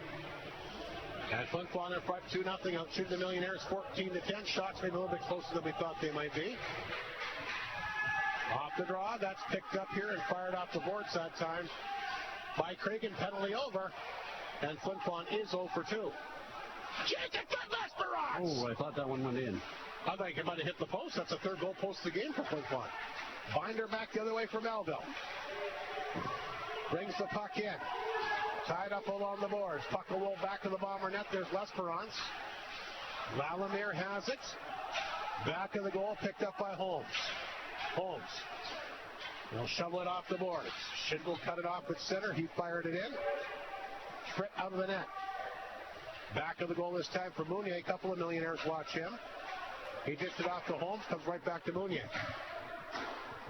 Mounier cleared it to center. Picked up by Lalimiere. Lalimiere by himself across the line. Lalimiere can't get it to go, got in tight, but then it got knocked away. 12:20 remaining in the second period. A lot more freewheeling in the second than we saw back in the first period. Pretty much any period we saw last night. Melville needs to get the offense going. They're down a pair of goals. Binder after it. Can't pick it up. Alexander got tied up, and it winds up on the stick of Jakubchuk. Here's the pass up to Rhett Ewan down the left wing. Back out front off a skate and wide. Way tied up inside the middle zone. Jakubchuk in there trying to dig it free. Can't make up the bomber that's tied up as Golden's got a hold of him. It's Alexander. Couldn't see the numbers. There's Ewan. Spins, fires into the glove. Reaching down and making the save. Spencer Dahl shots in the period, by the way. 8-2 Flin Flon now. Yeah. 18-10 in the game. Yeah. Spencer Dahl playing another good hockey game. And so is Charlie. Charlie's made a couple of great saves, and you know what I like is how he was playing that puck. The Bombers were a little tight in their end on that penalty or power play, and Charlie was able to move the puck up ice. Bombers win the draw. That's for Sean. Morozov got the first goal tonight. He can't knock that one down. Flin Flon will throw it back in deep. Picked up by Schmaltz. Intercepted by Lees. A good play. He's hit hard along the board zone. The Millionaires will bring it out. They'll grab it to center. Fire it in wide. There's Arbery for Flin Flon. Back of the goal for Fashaw, but stolen here by Edwards. Had a great shift the last time he was out there for Melville. That one got blocked. Flin Flon will bring it out. Morozov plays it back to Arbery. Arbery on the attack across the Melville line, taken to the wide side. Puck ribbed around the boards. Fashaw! That one got a draw penalty. Arbery down again in front of the net. So another Arctic Beverages power play coming up. Cross-check or interference. Let's see what he calls. Dave Babcock is our Pepsi power play, or our Arctic Beverages power play contestant this time. Go ahead there, Mike. Referee's having a discussion. I don't know. Dave gets his products to the gateway. Good luck to him. Big discussion here by the officials.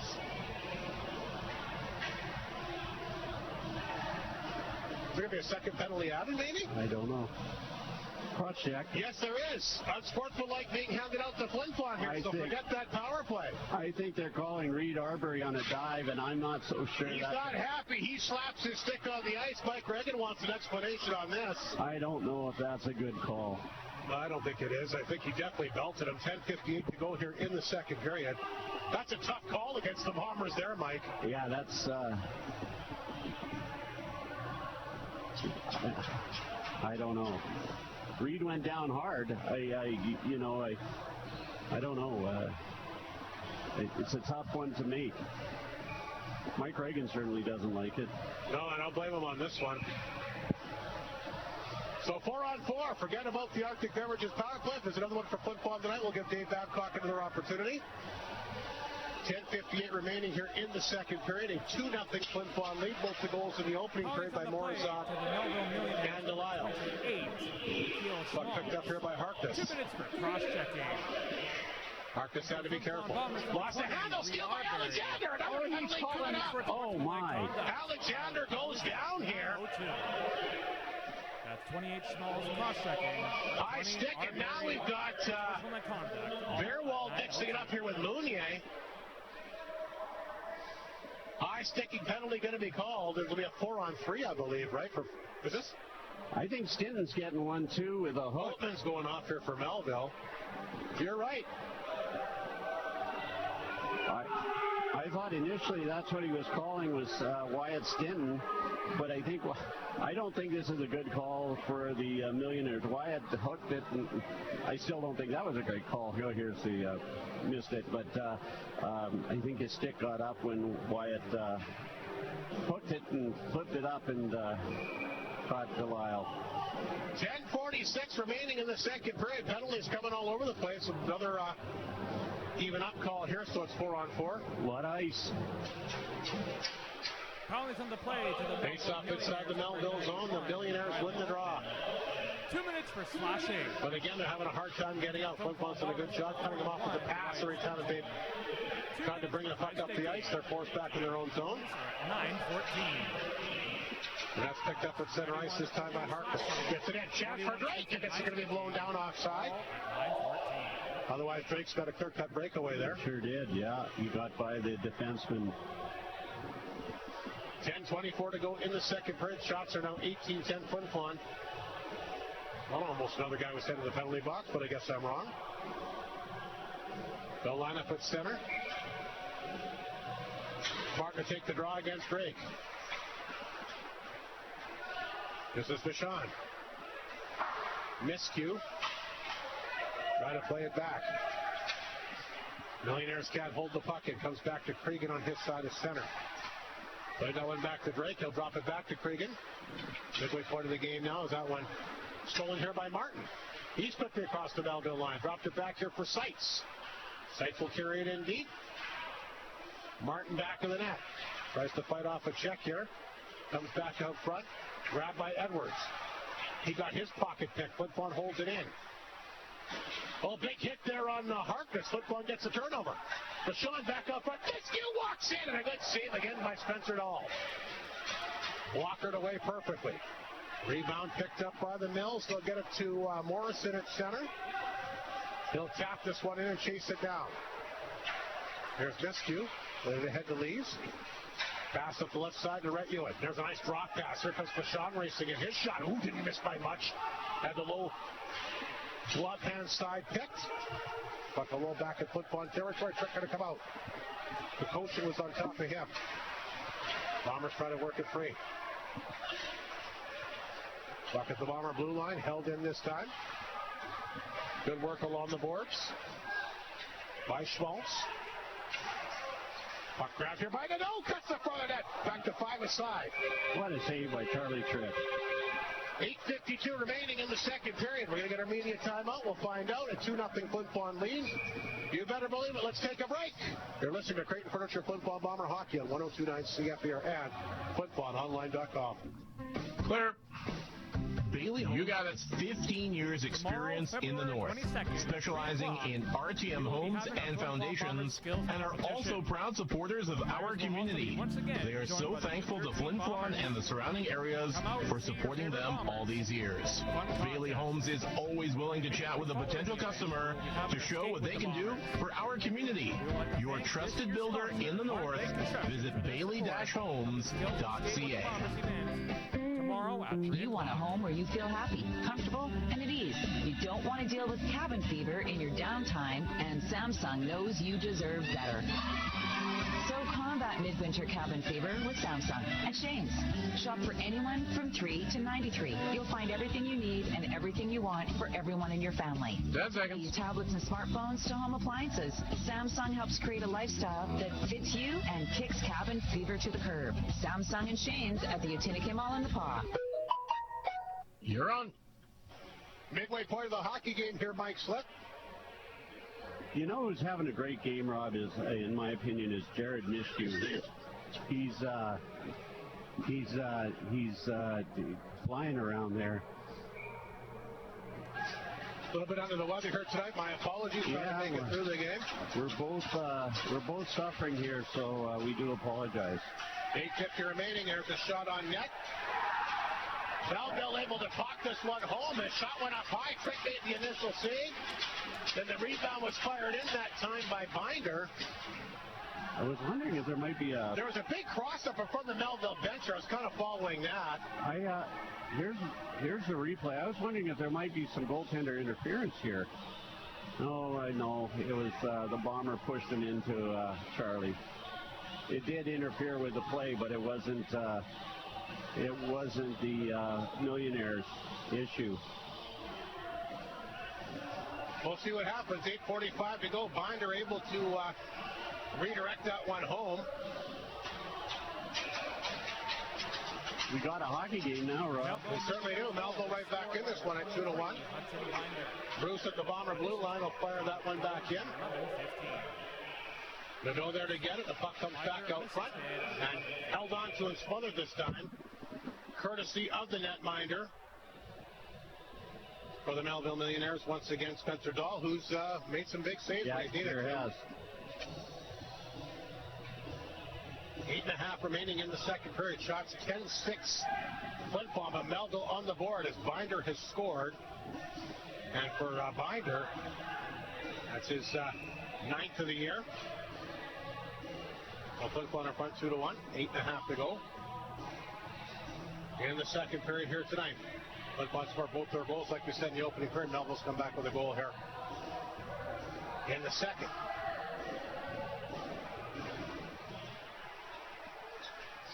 There's a shot fired over top of the Flin Flon net. Play behind the goal. Can they jam it home? And that one sneaks in courtesy of Lalamier. And the Bombers will restore the 2-goal lead. So Lalamier, who's had a lot of good chances in the past couple nights, he gets free and behind the goaltender, taps that one home for his 5th of the year. That's just hard work. He beat he out-muscled the defenseman and put that one home. Spencer Dahl left on his own devices. So Lalamier able to jam home his 5th of the year, and Flin Flon is taken. Goal!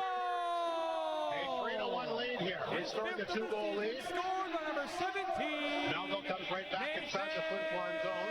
That rolls back to the net. That's picked up here by Lester Arch. The assist to number 8. France has it. Played that one back to Lalamier, the goal scorer. Time of the goals at He'll get that one in tight. That one knocked away from him. That's Lalamier. France wasn't sure where it went as it rolled back to the corner. He ties up here. 11:33. The big Melville D-man, Harkness. Harkness works it free. He'll poke it off the boards back inside the Flin Flon zone. Les Bronze tripped up. I think Flin Flon won another penalty. They're not going to get one. Miscue back of his net. He's got it. Played it ahead.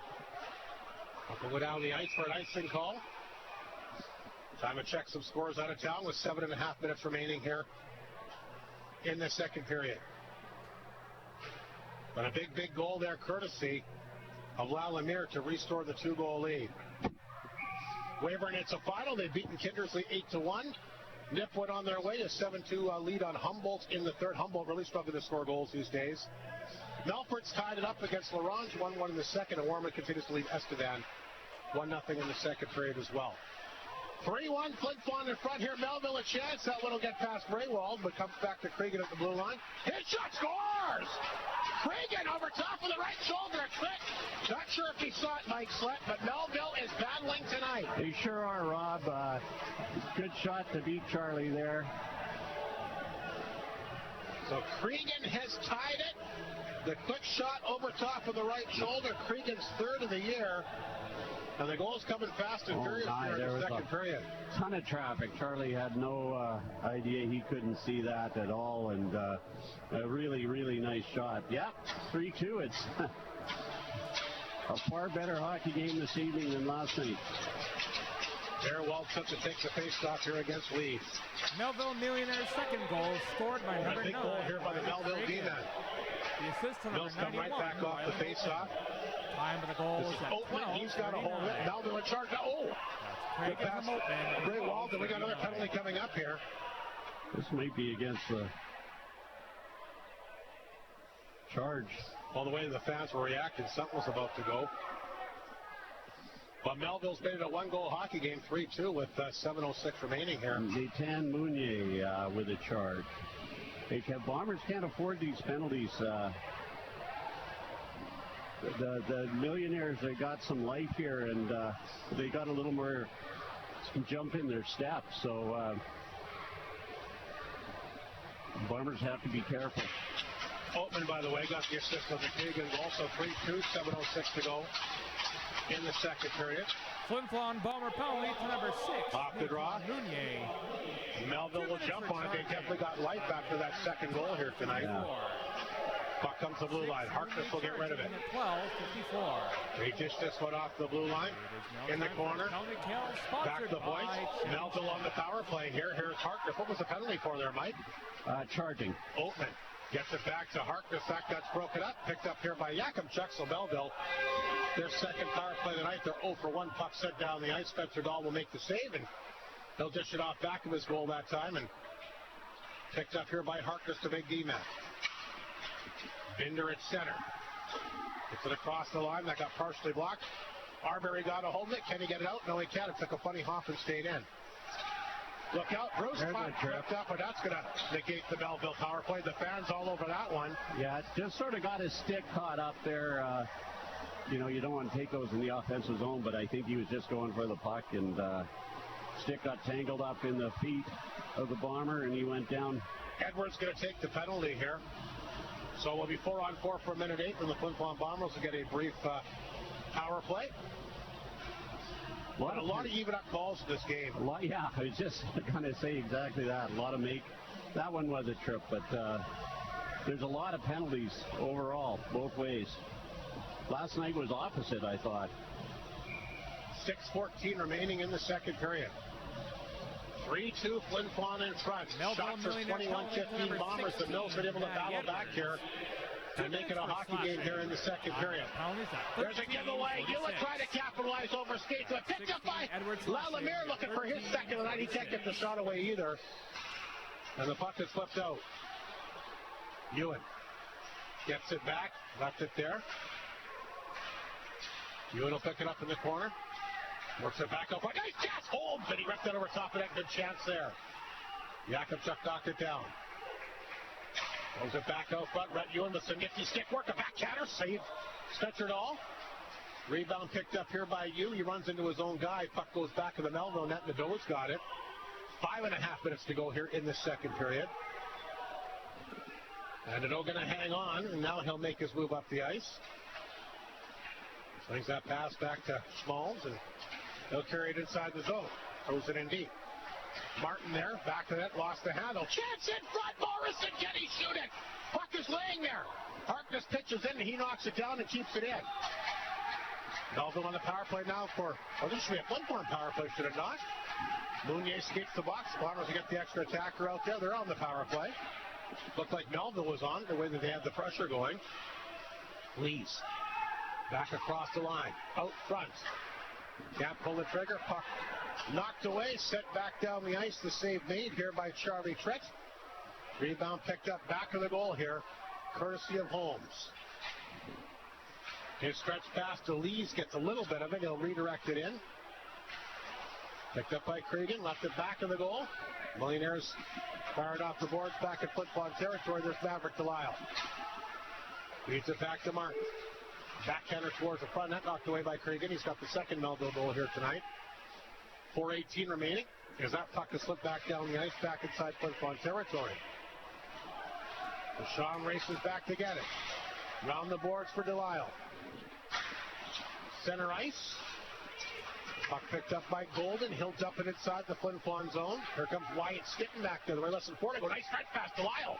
Trying to come back up front to Alexander. Puck will roll to the side of the Melville net. And Spencer-Dahl will make the save and hang on. Yeah, it's rough up here tonight, Hardy. Neither of us feeling that great. Hopefully we can get through this and keep the fans informed, but I don't know if I don't know if we cause each other to feel well, but we're doing our best, folks. Been a rough night, I'll tell you. I'm not going to lie to you. We're going to try and keep going here. 3:53 to go in the second period. Flin Flon in front, 3-2. Alexander's got it as he hammers it off the boards back inside the Melville zone. There's Nadeau. That's sitting rather on top of him. He'll flip it out. A roll back inside the Flin Flon zone. Racing out at that time was Carmichael. Throws it out front. Oh, they almost tied it. Just fired wide that time by Barrawal. He had tripped down, flipped it over top of his right pad. Alexander back the other way. He'll carry it in. Tied up back of the goal. Dug free this time by Gourlay as he gets it back to center. Or Margolis, rather. The puck is set back in. Schindel has it. Nadeau ahead to Carmichael. Had to come back to his own blue line. Played it back to center. Here's Lesterons. His backhander intercepted by Margolis. Shots a little bit tighter now. 12-7 in favor of Flin Flon here in the period. Bombers still leading at 3-2. Jakubchuk at center. He'll send it in deep. Smalls is there. Played it ahead. Bouncing puck. Bashan knocked it down. He'll try to keep it in. Under 3 minutes to go in the second period. There's Altman. Lays that back up the left side. He'll dump that in on goal. A save made by Trick. Had to be careful. Winder as he likes to do, races pretty quickly to the front of that Bomber net. But Trent able to make the save and hang on. Hang on to it yet. Charlie with a good, smart play there. Winder, he likes to fly. I haven't seen he and McMounier chat it up as much tonight. You taking the draw here against Lesperance deep inside the Flin Flon zone. Puck is poked back down the ice. Icing again against Flin Flon. We'll get the icing call back at Flin Flon territory. 2.5 minutes remaining in the second period. A lot more flow in the game tonight, Mike, I'll say that. Yeah, absolutely. Less flow up here and more on the ice tonight. It was really choppy last night, but as we predicted, Melville, a different team tonight. There's a shot right on, kicked away that time. Another icing call against the Bombers as Schindel will go back to touch the puck, and Melville's definitely got a lot of confidence after that second goal. Yeah, they sure do. That. Well, even the first one got them jumping, and then the Bombers were able to come right back and get the third one, but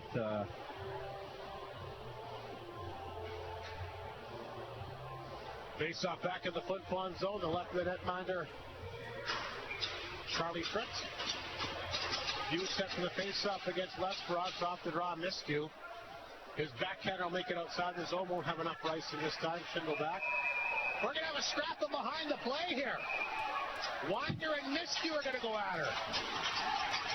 Boy, Miskew giving up a lot of sides here. And he goes, he comes back. A nice job here by Miskew. Winder blocked him, but he got back up and came up on him.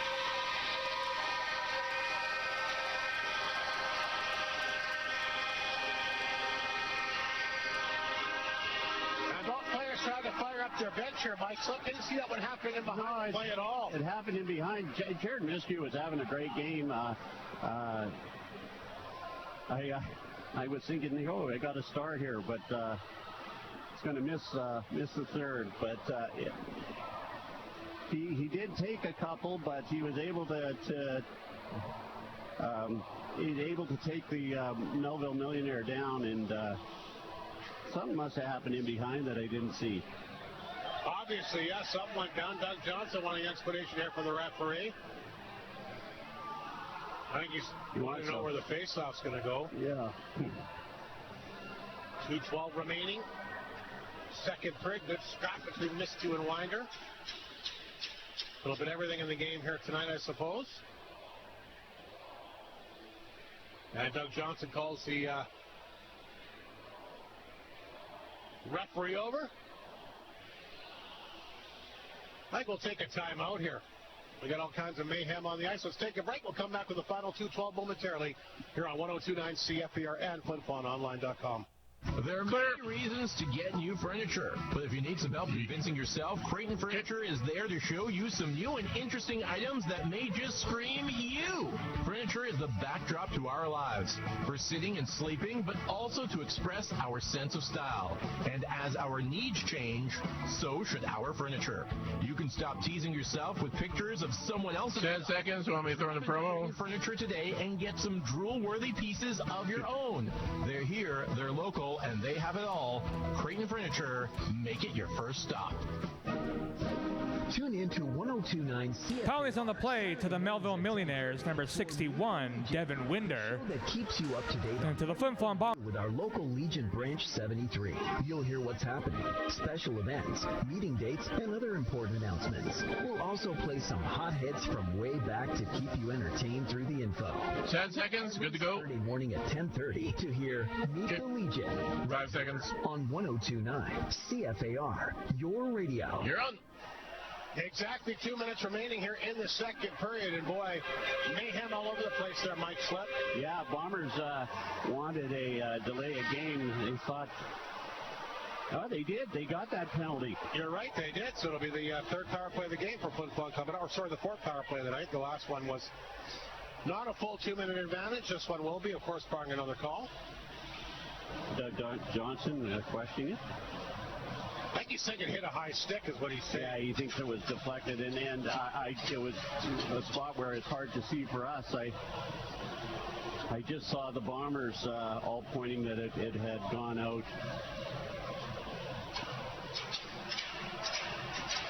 This is a big power play. It's going to run out at the end of the period, so Bombers would love to score here. Trying to restore that 2-goal lead if they can. Delisle set for the face-off here against Bearwall. The Bombers win the draw. Comes back to Pashon just inside the line. Feeds it to Lees. No lane to shoot. Back to Pashon. There's a shot. That goes wide. Mills get a hold of it. Back down the ice it goes. Prep will come well out of the net. Picked up by Pashon. Loses his stick here somehow. Let him be kicked away that time by Bearwald, so he doesn't have a piece of lumber. And Melville trying to capitalize here, so he'll throw it back in deep. There's Pashon to pick it up. Minute 29 remaining in the period and in the power play. Pashon back of the goal. Brings that ahead to Martin. Back to Delisle. He's across the line. Lees in deep. Goes into the blue line. Pashon does keep it in miraculously somehow. Sights. Back to right point to Delisle. Dishes that one off to Pashon. Pashon's got a hold of it. Here's Delisle. Leaves it there for Sights. Sights will hang on. Pashon picks it up. Feeds it back to Sights. Pashon. Delisle shoots it. Save made. But Delisle reaches out to make the save. Flin Flon works it back to Delisle. Left side here for Sights. Back to Delisle. Pashon, nice pass out front. Sights tried to come back out front, but intercepted that by Morrison. Down the ice it goes, 34 seconds remaining in the period and in the penalty. Here's the pass here to Arbery. Back up the middle, looking for Morozov. He'll tap that one in, try to chase it down. He got the first goal of the game, you might recall, back in the first period. He gets it in deep, battles there with the go. Puck comes back to blue line to Stitten. There's Yakimchuk. Dished it off to Arbery. Nice drop pass. Yakimchuk a chance. Stick save made. Spencer Dahl rebound. Back of the goal as the seconds wind down here. Chance in front. Open net. Morozov can't finish. Swatted away from him, and that's going to do it for the second period here tonight. A wild one here at the Forum. Mike Slip. It sure is. Entertaining second period. The Millionaires with a lot of life there, and Charlie Tritt and the Melville goalie tapping gloves. We mentioned that last night. It seems to be a thing now, and it's nice to see. But the fight. So a lot of penalties and some good goaltending and some good goals. All righty, Flin Flon leads it 3-2 after 2. We'll take a break. Second intermission show on the way here on 102.9 CFBR, FlinFlonOnline.com. Clear. Prime Rib Fridays are on at Chicken Chef. Cap off the work with a tender 8-ounce prime rib with garlic mashed potatoes, a pillowy Yorkshire pudding, plus veggies, and a small vanilla sundae to boot. Chicken Chef is excited to offer this to you for just $33.33. Available after 4. Fridays are for prime rib and au jus at Chicken Chef, where it always feels like home. Northland Ford proudly supports the Flin Flon Bombers throughout the SJHL season. We know that the Bombers will play tough like the Ford F-150, the toughest truck on the market for over 40 years. Northland Ford helping the community cheer on the Bombers as they work to bring a championship to the best fans. 10 seconds, you know the one? With the best selection on their lot. In the North, for the North, Northland Ford, the dealership you tell your friends about. Hud Bay is proud to be a sponsor of this Bomber broadcast. From donations for bursaries, hockey schools, clubs, community events, charities, and so much more. 10 seconds. Do you need a promo? Our community with dedication and generosity, contributing to events and organizations. Hud Bay thanks the people of Flin Flon for their continued support. We'll go for the gold over the weekend, but still have enough energy to put on an absolute podium-worthy performance of the morning show on Monday. Join us then as we'll have a recap of the Bomber homestand, count you down to the weekly auction set for this upcoming Tuesday, and build all the buzz to the Bust the Winter Blues Festival. Also declare best and worst persons in the world, crack open the special occasion birthday book for Northern Rainbows, and more. It's all on the show that if getting the bronze was a sport, we get the gold. Bed, breakfast, and beyond with me, Raphael Saray. Golden Age begins right now. On 102.9 CFAR, your radio. You're up. All righty, welcome back to Whitney Forum. We'll get to the SJHL Commissioner, Kyle McIntyre, momentarily. Quickly running down the second period goals. Melville got on the board. Binder gets his 9th unassisted. That was to get the Mills on the board at 11:15. Lalomere will come back to restore the 2-goal lead. Tapping a puck in behind the fallen Melville netminder here tonight in Spencer Dahl. But then Cregan able to take advantage of a rebound.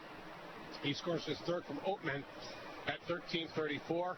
Shots in the period favoring the Bombers 14-9. The Bombers a 2-period total of 24. Melville a 2-period total of 17. Melville 0 for 2 on the power play. Flin Flon right now sitting 0 for 3.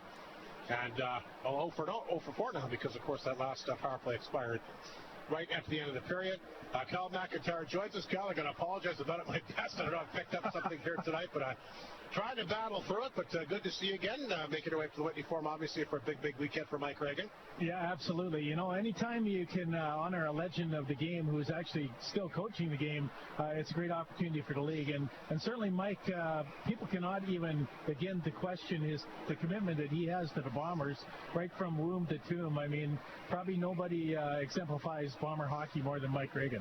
No, and 600 victories with one team. That's quite the accomplishment, is it not? Well, even 1,000 games with one team is absolutely incredible. You know, when you look at some of the legends in the SJHL, whether it's Jerry James, he is with both Yorkton and Estevan, and Stan Dunn was with Battleford and Swift Current. You played for Jerry? I didn't play for Jerry. No, I didn't. You know, and so you got some of those guys, and then Dwight McMillan. Dwight, of course, spent all his career in Weyburn. So, you know, for Mike to be included with those icons of the SJHL, it's a tremendous accomplishment. What do you think of the game tonight? It looked like Flin Flon might roll away early, Kyle, but Melville's battled back. They're making it a game. And again, if the playoffs were to start today, these two teams would be playing. Yeah, I think there's still lots to be determined, though. Rob, you know, when you look at our standings right now, 5 teams have clinched, 2 are totally out of it, and 5 are fighting for 3 spots. And so I think there's going to be lots of jockeying from that 6 to 8 in terms of positions. But certainly it's been really good hockey this weekend. Like last night, I don't think the score was indicative of the game. It was super fast. It was physical. Both Spencer Dahl and Finn Werner really played well, stood on their heads. Tonight, Matt Spencer Dahl is playing well again, and Charlie Twitt is playing well for the Bombers. And so it's a good game. It's fast. It's physical. I think the smaller confines sort of favor Melville more so than maybe Flin Flon playing Melville in a bigger rink. And so, no, it's been really entertaining for the fans that are here, and special night for Mike, of course. It certainly is. This Melville team, maybe, I think a lot of people always think of it as a tight defensive team, but they've scored some goals, and they put up 8 goals against Weyburn on Family Day. Yeah, you know what? They got some guys who can score, like Margolis is a pretty good player. Carlisle's a pretty good player. Oakman is a good player with lots of skill. Young Preston Barweld and Wesley Olson are guys who can score, and so I think they score by committee. But they do play a hard game. They play a physical game. They play a hard game.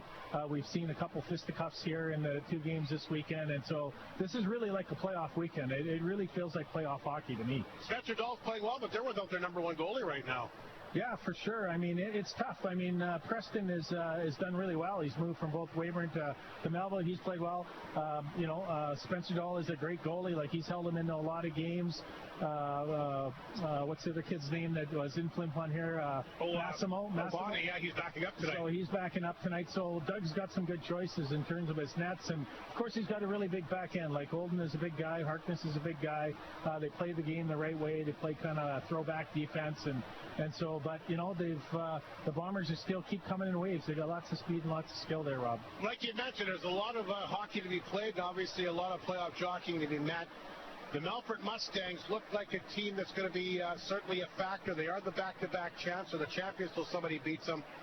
I don't know if any of these top-end teams want to face them in the opening round. Well, I think if I was Mike Reagan and Chris Bordas, I don't think I'd want to play Melville, and I don't think I'd want to play Melfort. Just because those are experienced coaches. They're legendary coaches. The kids play hard. They play the right way. They play physical, and anything can happen in the playoffs. Are you surprised by the run that Melfort's on? Yes and no. I think I've been more surprised by the lack of scoring that probably has permeated their team for the last 3 quarters of the season. They've played the game the right way. They play hard. They play well defensively. They have good goaltending, but they could just not buy goals in the first part of the season. Right. And they got two really good goalies there. Yeah, for sure. Like Trevor's got kind of a wealth of riches there for sure. I mean, he could go with either one of those guys, and they both have good pedigree for sure. You think those teams are scared to play him? I don't know. Like, I'm sure if I talked to Mike over a couple sodas, he would probably tell me he wouldn't want to play Melford. He'd rather play like the matchup against Melville more than Melford. But I think this might be the year, Rob, for the Bombers. I think they're pretty solid top to bottom, and they got 4 or 5 pretty good players sitting in the other press box tonight too. Yeah, of course, Miller, of course, the one big player they got from Humboldt too. To wait for him to get back on track. Breho's a good young player, like you mentioned. The list goes on and on. Obviously, Knutson. Yep. 2 of the players for Humboldt not even in uniform tonight. Right. I know that Ryder is battling a little bit of something here for the last 5 or 6 games. He's going to get checked out, but I think if push came to shove, if it was a playoff game this weekend, he'd be playing. Fair enough. Listen, could we see a Flin Flon Estevan series again this year? Estevan's got to break back in the thick of things as well. Well, I don't know if either organization would like to see that, Rob, in terms of the travel costs involved, but certainly we could. I mean, the fatigue factor. You look at the run that Estevan went on in the start of the year, and it surprised me because I did not anticipate they were going to be an upper echelon in the league, but they've kind of come back to earth really since Christmas time, and I think they only have 2 home games out of their 6 remaining, and so that's going to be difficult for them. So I don't see them getting much higher than 7 or 8 really, and tonight I think they're tied with Warman right now after 2, and so I think part of it is that I think when I look at Battleford, when I look at Yorkton, when I look at Nipawin, and I look at Estevan, they're teams that like to run and gun. There are lots of speed and lots of offense, and they don't really like to play physically, and they don't like to play defense as much. And so I think that this last part of the season, it's got tighter and tighter and tighter. And as you would know, there's lots of parity in our league, and there always is, but in particular this year. But sometimes the physical element is really the difference maker. It really is what tilts the tables, and some teams don't like just the way they're constructed or the character of the team. They don't like to play that type of hockey, and I think we're seeing more physical hockey in the second half as things get tighter and tighter. Things are getting locked down defensively. People are finishing checks, and I think that's the difference right now with those teams. Going to put you on the spot. Is this year that we see an upset? Does one of the bottom end teams beat any of the top end teams in the first round this year? Can it happen? Do you think it will happen?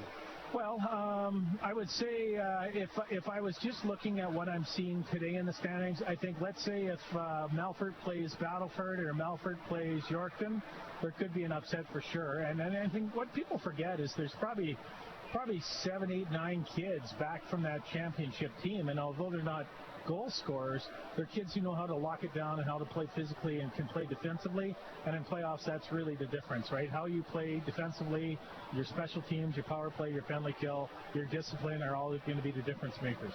And we know that goalies can steal series. Well, for sure, and I mean, you look at tonight, like you got Matt Spencer-Dahl, you got Charlie Tritt, they can steal games. Kabelka, he can steal games in Melford. So, Callum Craig from Yorkton, I mean, he's moving up in the all-time win list for the Carriers right now. So, goaltending matters in playoffs. Let's get a little bit off topic here, a little bit concerned with what's happening in LaRange. Yes, you know what, Rob, I don't want to say too much about that right now, and I know that, everyone loves Giller Kaminsky. He's a real character. He's a guy who's been around the SJHL and around Saskatchewan hockey for a long time, and I think he's just going to take a little step away right now, maybe take a little bit of a mental break. It's been a tough grind for him here the last couple of years, and I know that no one works harder for the Ice Wolves or to get players to LaRange than Kevin Kaminsky does. Your thoughts on the first year in Warman? You know what? It's a great atmosphere. I mean, I love watching games there. It's like Brianna Burns, their director of marketing, does a real good job building a real good in-game experience. The games are fun to go to. I think right now they have more wins than what Notre Dame had in total here the last couple of years. So I think there's been some gains there. Always tough, like for people don't understand how competitive the league is just yet, right? And so I think the people of Warman thought maybe when they have a team, maybe there would be instant success, but it's going to take a couple of years for them to really be competitive. But I would say that after Christmas, they've been playing some better games. They haven't been blown out. They're in a lot of games, and usually the difference maker for them right now is just discipline. So I've seen a lot of games where they've been up, where they've been tied, They've been on a 5-on-4. They take that second penalty, and that's the difference maker in the game. So I think they just got to be a little bit more disciplined in terms of their play. But I think by and large they're playing better at this point in the year than they were at the start. All in all, though, good for the SJHL to be in that market. Oh, right? Without a doubt, it's awesome. It's awesome for the kids who grow up and want to be Wolverines. It's one of the largest growing minor hockey systems in Saskatchewan. Both Martinsville and Warman are our fastest growing communities in Saskatchewan. Like long term, that's going to be an incredible move for the league. Like I really like the excitement that they've generated. I like the outreach they're doing in the community. I like the engagement they're doing with the fans and with the sponsors and the schools, and it's going to be a destination of choice, I think, in 3 or 4 years. Well, I tell you what, it's already an exciting place, like you said, and it's it's one of the fastest growing communities right across the country, I believe. Yeah, and it's a great atmosphere in the rink. The city has really done a good job with the Wolverines ownership, and again, like, there's so many young kids that go to those games, and there's lots of activations on their interactive clock, and it's a fun atmosphere. I've been there on a Saturday. I've been there for their home opener. I've been there on a Tuesday. I've been there on a family day. And I think the best crowd I've seen is 1,400, and probably the lightest one is about 770. And so if you're averaging 770 in your first year, you're doing a pretty good job. There isn't a team in the league that wouldn't take that. Oh, everyone will take that, Rob. And I mean, you know what? I think as the team does more outreach and there's more local kids getting on the roster, I think you're going to see more and more fans in that rink. Perfect. Kyle, great to see you again. Nice to have you here, obviously, for one of the biggest nights in Bomber history. Yeah, I mean, it's awesome. You know, like Mike is such a great guy and is a great ambassador for the league, and certainly nobody bleeds Bomber maroon like Mike Reagan. Sounds good. 1,000 games and counting, and of course 600 wins and hopefully counting as well. Kyle, always great to see you. I'm not going to shake your hand, and I hope you're feeling better for Friday. So am I, yeah, but they're going to make the trek to Humboldt. But great to see you, Kyle. Thanks again for coming up here. I appreciate it. Anytime, Rob. Thanks. That's the Knish. Kyle McIntyre, our second intermission guest. We'll take one more break. We'll come back with the third period here momentarily here on 102.9 CFER and FlinFlonOnline.com. The famous chicken sandwich only at KFC. 2. We interrupt this commercial for another commercial.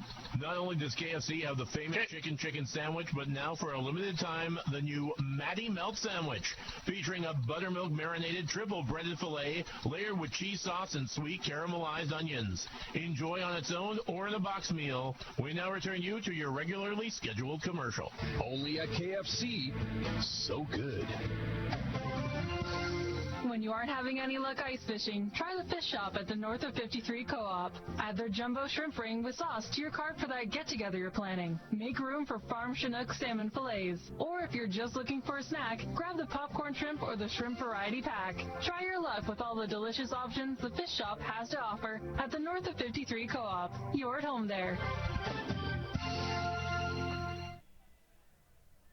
It's that time of year again. What time is it? Are you ready? For what? For 102.9, CFAR's annual business radio auction, hitting the airwaves this Tuesday. All you have to do is listen in from 9 a.m. until noon.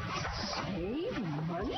Absolutely. Bid on products from CFAR clients and save big in the process. I love it. Join Diane and Dallas for 3 action-packed hours of radio. You ready to do this? The auction is not only a gift to our clients, but to you. 10 seconds. That's how it's done. The annual business radio auction. Get your bids ready with 102.9 CFAR, your radio. You're on. All righty, welcome back to Whitney Forum. Hopefully we can make it through the third period here tonight. A 3-2 Flin Flon lead. McDonald's out of town scoreboard tonight. A big win for Weyburn here, Mike, as they took it to Kindersley by a tune of 8-1. Wing's going to be a dangerous team come playoff time. Well, dangerous team now, but especially the playoffs. Yeah, absolutely. As we said, there's a lot of dangerous teams, but the Red Wings, for sure. That's what a big win. They've beaten Humboldt 7-3. Albert LaRoche has got it out. Phase 3 tonight.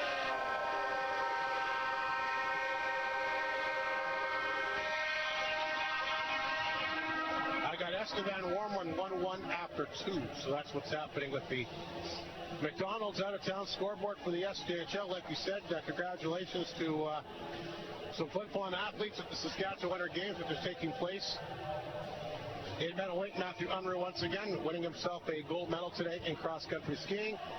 And Charlotte Unruh a couple of bronze medals as well in cross-country skiing. And of course, Brad Jacobs, a big gold medal in men's curling here today. Just about set to the third period. The 3-2 Flin Flon lead.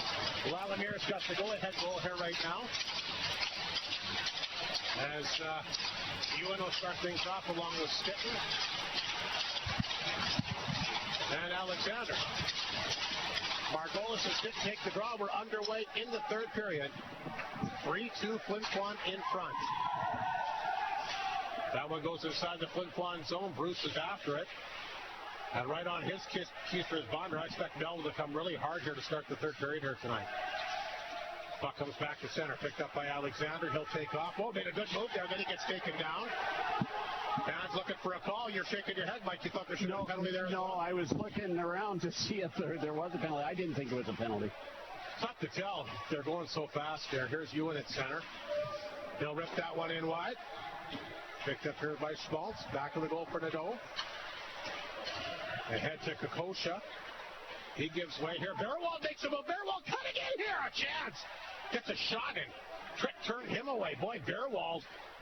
Some tremendous chances tonight. He almost ties up this hockey game. We're just underway in the third period. Football jumps in. Look out. Spencer Dahl blows it hard. The net is empty. Now we got a penalty coming up here. Yeah. Lee's dumped in the corner.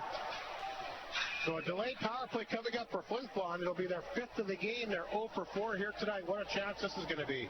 Probably an interference call, I think. We'll have to wait and see.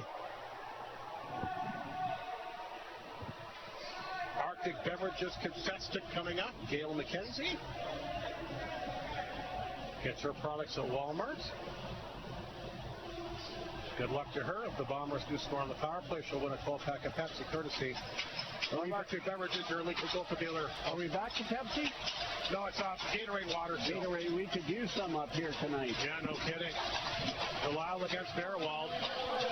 Face off of the Melville zone. Morrison gets it. He'll hammer it down the ice. Turned away by Trent. Puck picked up here back of the goal by Fashon. There's Lees. He goes back to get it. Sends it back to Delisle. He's got a power play, or has a goal here in the game tonight. Lees, he'll get it. Quickly brings it in. Left point, just held in. Off the skate that time of Delisle, and Fashon forced back in his blue line. Here's Delisle. Moves it back to Martin. Back to the blue line. Fashon hanging on.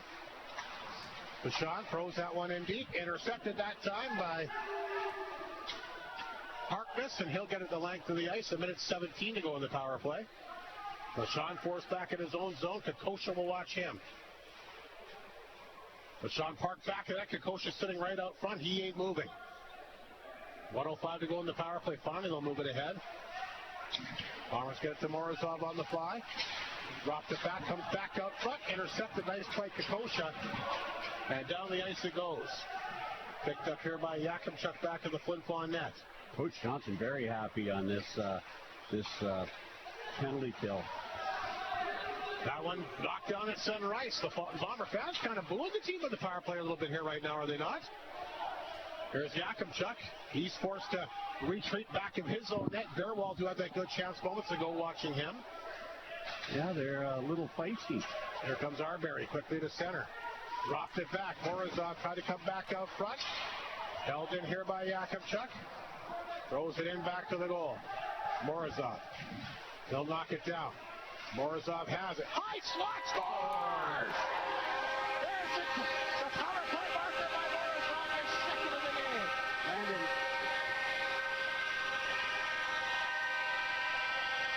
Power play goal. Congratulations, Gail McKenzie. You won yourself a 12-pack of Gatorade water.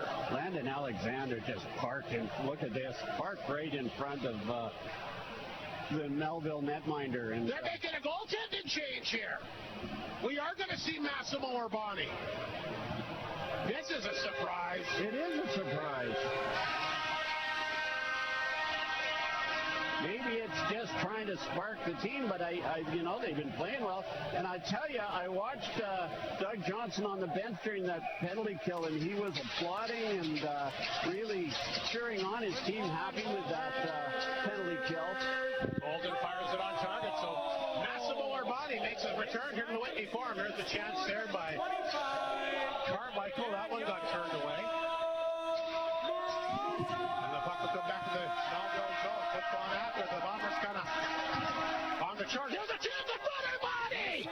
Kicks out the right pad to Rob Lemire looking for his second of the game.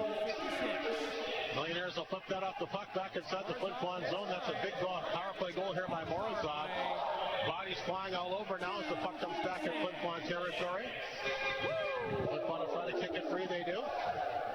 Grabbed here by Ulmer. He races up the ice. 2 Bombers on 3. Lemire offside. He'll get a hold of it and dump it in back of the net. There's Delisle. Knocked it down, tried to come back out front, bouncing puck. Mounier holds it in. His chance in front. Her body to save again. Body's falling down her front. Puck stays inside the mill zone. Now it's knocked free. Drake trying to get going here. Can't get around Holmes. Holmes held him off. Puck comes in front of the Bomber net. Snagged here by Delisle. Forced back in his own zone. Played it ahead. There's Martin on top of it. Got it in deep and Doe bumped him off the play. Puck picked up back to the Melville net. Off the glass high. Puck will roll back to center. Picked up by Mounier. He dumps it in. That's picked up here by the big D-man Schindel. Puck set back in the Flin Flon zone. Mounier picks it up. 15 and a half to go here in the third period, but a big power play goal here by Morozov. Here comes White Stick racing across the line. He hangs on. That got blocked. Puck in front of Urbani. He can't find it. Alexander rips that around the boards. Bichon races to the point. Can't keep it in. He'll have to hurry. Oatman on top of him. Bichon forced back in deep. Made a really good move. Back to center ice. Looking for Wyatt Stitton. Dumped it in. Schmaltz there to take it away. Big body check by Alexander back to the net. Mills get it back. Up the middle on the tape. A good pass that time to Olsen. He had the big goal last night. Fights, get away from traffic and gets a shot on target. And forces Tripp to make another save. Olsen's been sprung a couple of times tonight. And nice speed like we said last night. But pretty good defense. The back check there to stop him. And, of course, Charlie Tripp standing tall. Get the official on the Flin Flon goal. 14:50 to go here in the third period. They're going to say Morozov from Yakimchuk, the lone assist. And it is 4-2 Flin Flon with just under 15 minutes remaining in the third period. Margolis knocks this one down. Sends it back inside Flin Flon territory. Broke it up in the corner. Carmichael inside the net. That one fired over top that time by Edwards. He gets a good chance. Edwards has had a nice game tonight. Beauchamp got hit up high. Yeah, he's skating off the bench there, I see. I don't think it was a stick, but... Melville has the puck back in their own net. They're down a pair of goals. They're going to have to come hard with 14:18 to play in this third period. Edwards will tap that one in for Carmichael. Yakimchuk back to get rid of it quickly. Holmes, he's there as well. Lees bats it to the line. Knocked down temporarily. Now Lees will get it back, and they'll play it back to Yakimchuk at center. Rips that back inside the Melville zone. Picked up by Drake. Mills moved it back to center. Here's Carmichael, been out there a long time. Played that one back to Drake. He'll lift it in for him. Now Carmichael will go off for a change. Flin Flon jumped on the puck. Picked up at center ice. Delisle tripped up. Probably could have been a case for a penalty there. Yeah. Verwald played it back to center. Here's the pass for Seitz. Can't get to it. Drake back the other way. Knocked away by Mounier. Puck lifted back towards the Melville blue line. 13:23 to go in this third period. 4-2 Flin Flon. Morozov, the power play goal here in the third. Mounier, he goes back to get it. Morrison will come in on him. Puck comes back to center ice. Flin Flon tried to jump on it. That's Seitz. Plays it back here to Bruce. Lost it to Schmaltz. Schmaltz will throw it back inside the Flin Flon zone. Icing against Melville, blown down with 12:56 to go in the third period. Once again, Flin Flon in front, 4-2 here. That's a big goal again, courtesy of Morozov early in the third. Yeah, it was a great goal. He used that screen. There was a ton of traffic in front of Spencer Dahl, and really nice to see Massimo Urbani back. He, as they say last night, he had to leave due to illness, and Good to see him healthy and back home. Here's a chance for you behind the D. Scores! You sneaks in behind the D. He goes 5-hole. And we got a one-goal game once again. Mike Sliff. Boy, that was quick, wasn't it? Yeah, you don't say this often, but I think Charlie would like to have that one back. It's not. It was a good hard shot, low shot. Here's the replay. But again, they were sprung free, and yeah, Charlie was way out. He had the angle cut, but it just snuck over his pad. You gets in behind the D. He goes 5-hole. He scores his 6th of the year, and it's a one-goal game once again. Melville doing everything they can to spoil the party tonight. Yeah. 4-3, Flin Flon in front. Puck bouncing at center. Stetton will grab it, and he'll send it back inside the middle zone. Harkness after it, knocked Alexander to the ice. Puck came back to Drake, back of his own net. He had to be careful. Pushed it back out to Carmichael at center. Sent it on net. Tripp will get rid of it quickly. That's picked up by Holmes, and Bomber sent it the length of the ice. Icing waved off for Bonnie out to play it. In the corner. Puck picked up by Craig. Big body check there. Ewan stood him up there. Both hurt. Penalty going to be handed out to Flin Flon. Meanwhile, Schindel will skate the puck up the ice. Delayed penalty coming up against Flin Flon. Right, Ewan ran at him in the boards. He got hurt himself. Melville's got the puck. Schindel at the blue line. Looking to tie the game. That got blocked. Grabbed by Margolis. He still has it. Margolis circling back, and that will hang on. Back out front to Nadeau. Delayed penalty against Flin Flon. Nadeau out front. Oh, good save, Trent. He slides out to take that one away. A great opportunity that time. Courtesy of Olsen. Lees will touch up a penalty. It's going to be a hit from behind here against Rhett Ewan. Mike. Yeah, a little undisciplined there by Rhett. And both of them were sort of shook up on that. Yeah, he went in a hard on the boards on him there. Oatman, by the way, got an assist on the U goal here today. 11:21 remaining in the third period. A big power play coming up for Melville. Their third of the night. Margolis set for the faceoff here against Wyatt Stinton, so it's the league's second best penalty kill up against the league's 8th best power play. And Melville's got the puck. Harkness from the blue line. Trick the save, rebound, but Flon can't clear. Harkness races over to keep it in. Drake back to the net, tried to come back out front. Puck laying there for Yakimchuk. Off the glass. Good job by Yak to get it down the ice. Urbani will come out. He'll leave it back of the goal here for Harkness. A minute 28 to go in the power play. 10:48 to go in the third period. Melville will get to it at center. He'll push it back in Flin Flon territory. Alexander intercepts. Can he get it out? Nobody gets it ahead of the sights, and he'll get it out the rest of the way. Minute 14 to go in the power play. Margolis at center. Picked it up. Fired it back in Flin Flon territory. The blue line. Harkness. Nice job to keep it in. Here's Harkness. Back out front, he had a guy there. Margolis, the backhander, didn't get much on it. Puck is still loose. The Millionaires jamming away.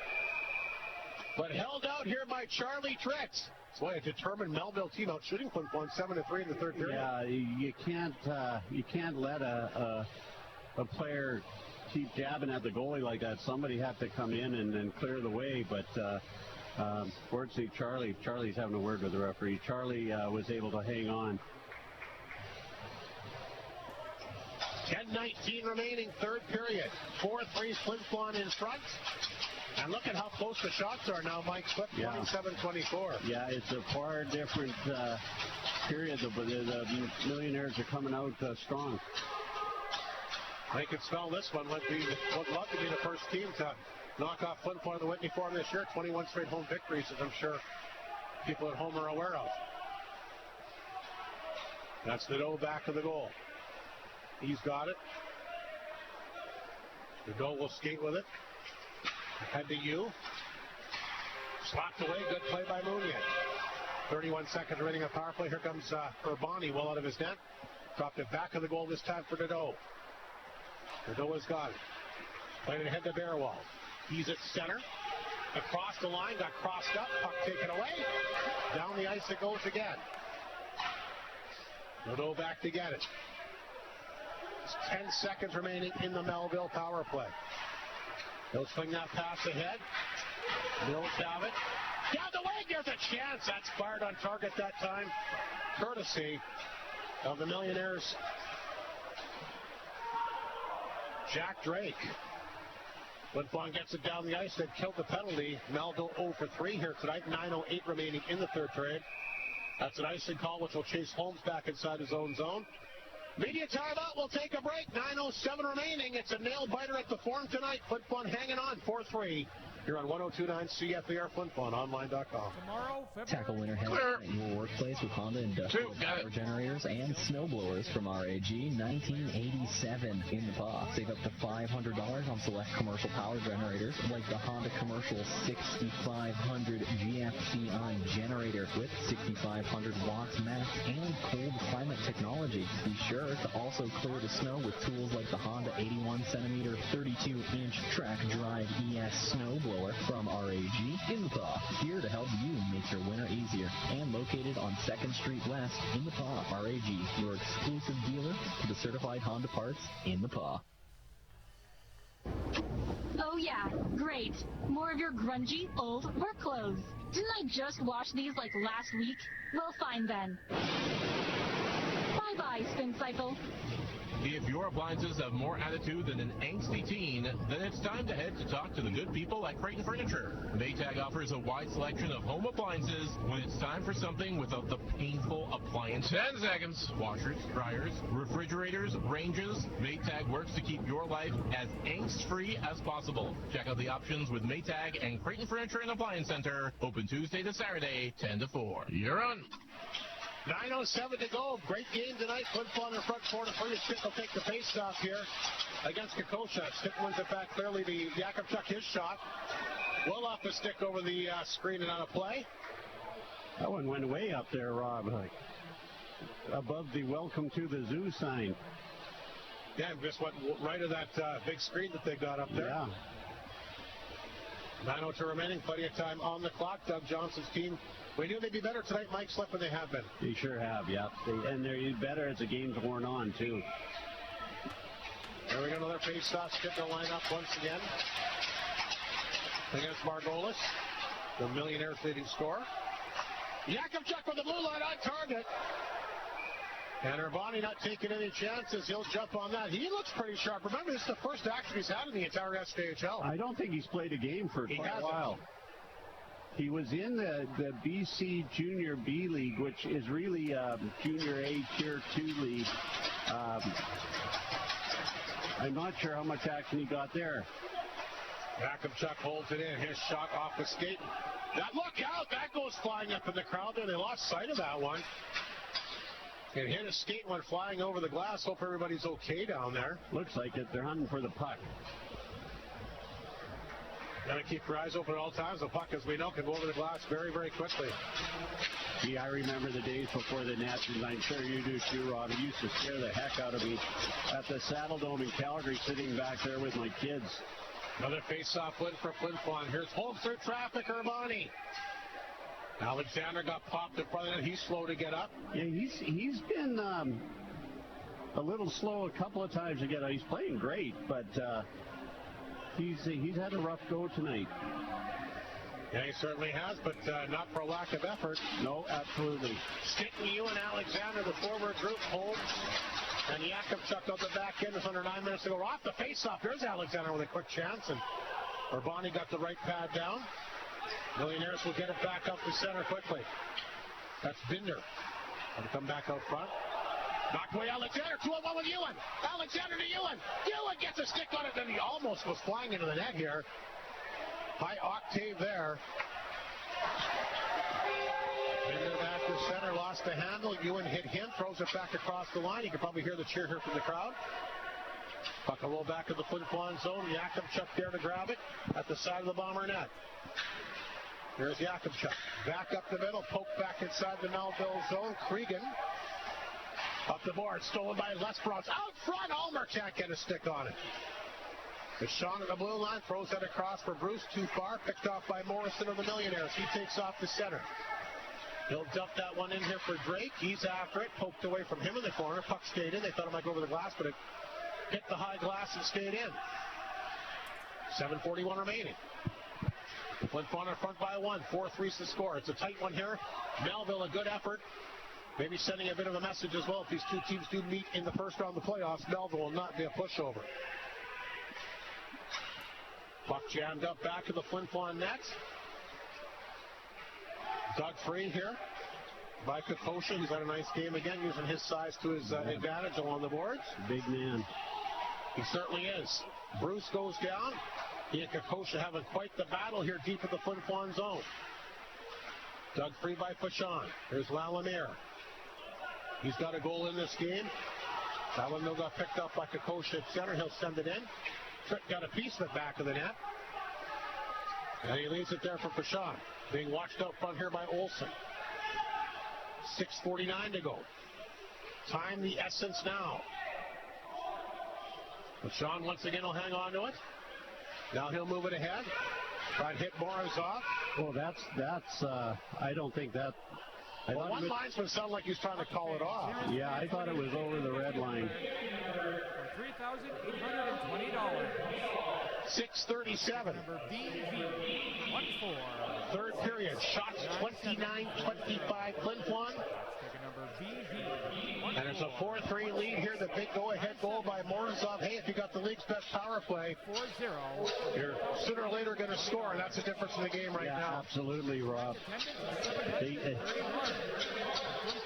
Off the face-off here inside the Flin Flon zone. I think they said like 8:35 for an attendance tonight, so that's not bad. If I did hear Connor Brady correctly below me. Puck picked up by Arbery. And a big 50-50. As ever. As always. Morozov races in there. 2 goals for him in the game. Can't come up with the puck, though. Puck set back inside Flin Flon territory. That's stopped back of the goal by Tritz. Almost got crossed up there with Holmes, but he'll play it ahead. Oh, stolen at center ice. Nice play that time by Carmichael as he gets it back in Flin Flon territory. Melville sitting up the middle, just hoping for those big turnovers. They got one there, but they couldn't capitalize.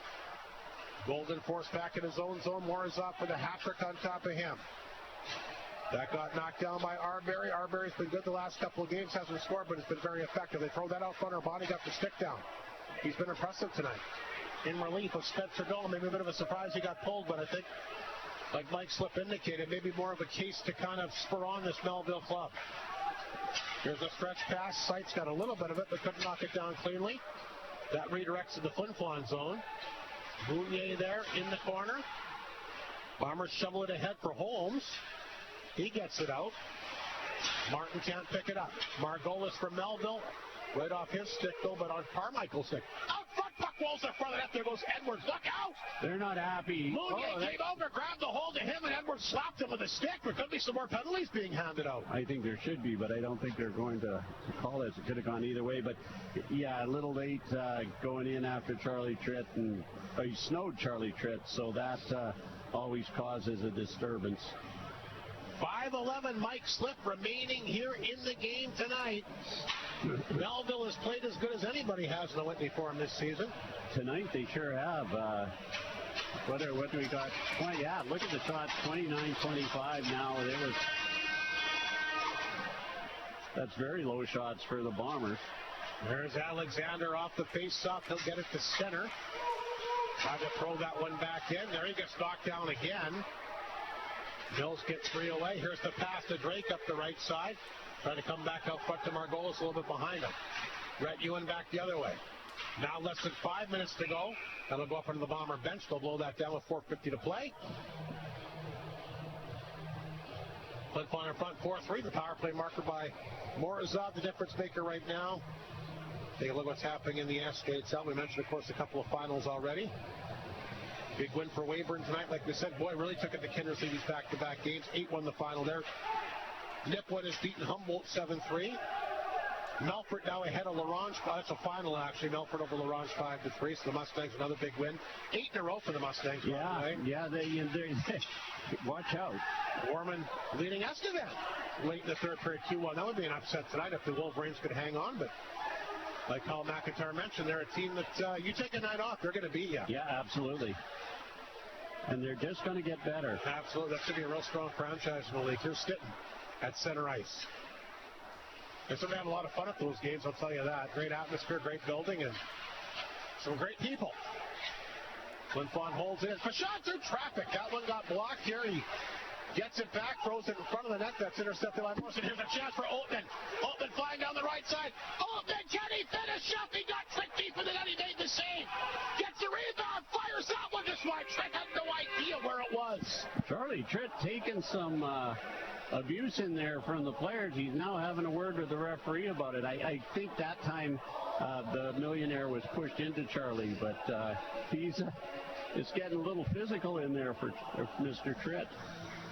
Doug Johnson fired up on that Melville bench. Still 3:53 remain. We'll have to keep our eyes on the Melville net if they don't score the next minute or so.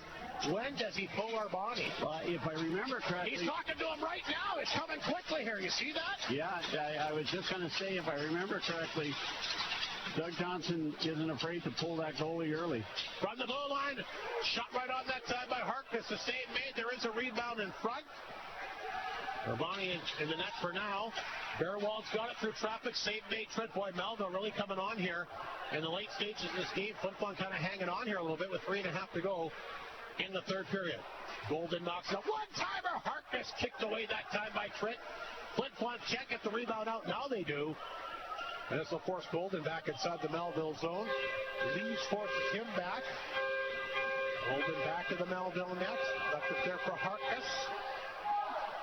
3:14 to go. I'd have to think if Melville gets it deep again, Urbani's got to make his way to the bench. Especially with the pressure they're putting on right now. Absolutely. They do get the puck in deep. Well, Urbani's still sitting tight there. Ewan has it back to the Flin Flon net. He'll rim that around the boards. Ewan will get another chance on it. Once again, Melville holds it in. Puck picked up by Oatman. Feeds it back in Flin Flon territory. Under 3 minutes to go. Kakosha along the boards.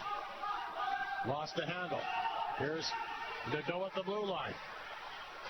His shot into the glove. Tritt will steer that down. 2:32 to go. You're surprised that Urbani's still in there? I am. Yeah, especially with, as I say, the pressure. Looks like we might. No, I was going to say we might see a timeout here. I wouldn't be surprised if I was Doug Johnson. It's exactly what I'd do. Our Flin Flon might have to be forced to call one late, too, just to give the guys a break. Yeah, but I'm not Doug Johnson. Oh, Doug is telling Massimo to move out of his net a little more. Get ready. After 31-29 Melville now, Mike. Who would have ever guessed Flin Flon 14-5 in the third period. Flin Flon does get out. Urbani will have to hang in there for a few more seconds anyway. Binder gets that back towards the Bomber line. That's knocked away. Nadeau got it at center. Picked up by Drake, hammered inside the zone. There goes Urbani for the extra attacker. 2:13 remaining. Melville going for broke here, and why not? They've had a good game. There's a chance. They score. They tie it. There you go. It comes out front, and Binder labels it home. And we got a tie hockey game here at 4. What a third period here by the Melville Millionaires, out shooting Flin Flon 16-5.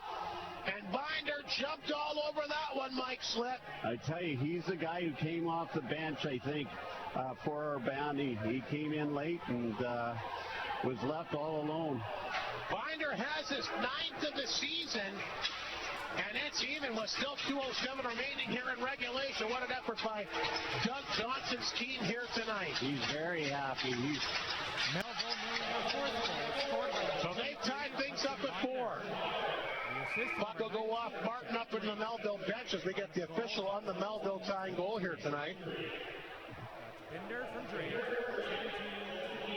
Drake gets the assist. And Drake's been good for them, the former Nipple Hawk, the past couple of games. He has. Face-off back inside the Melville zone to left of the goaltender, Urbani. 4-4, the Millionaires have tied things up here. They're a good road team, like I mentioned, Mike. They're 13-7 on the year. It's at home where they've struggled. Just the 8 wins that, I don't know what's happened here to the Bombers in this period. Melville's come on really hard. Yeah, maybe one of the worst periods of hockey I've seen the Bombers play. 1:53 to go, third period. What a third period tonight for Melville. Outshooting Flin Flon, like we said, 16-5.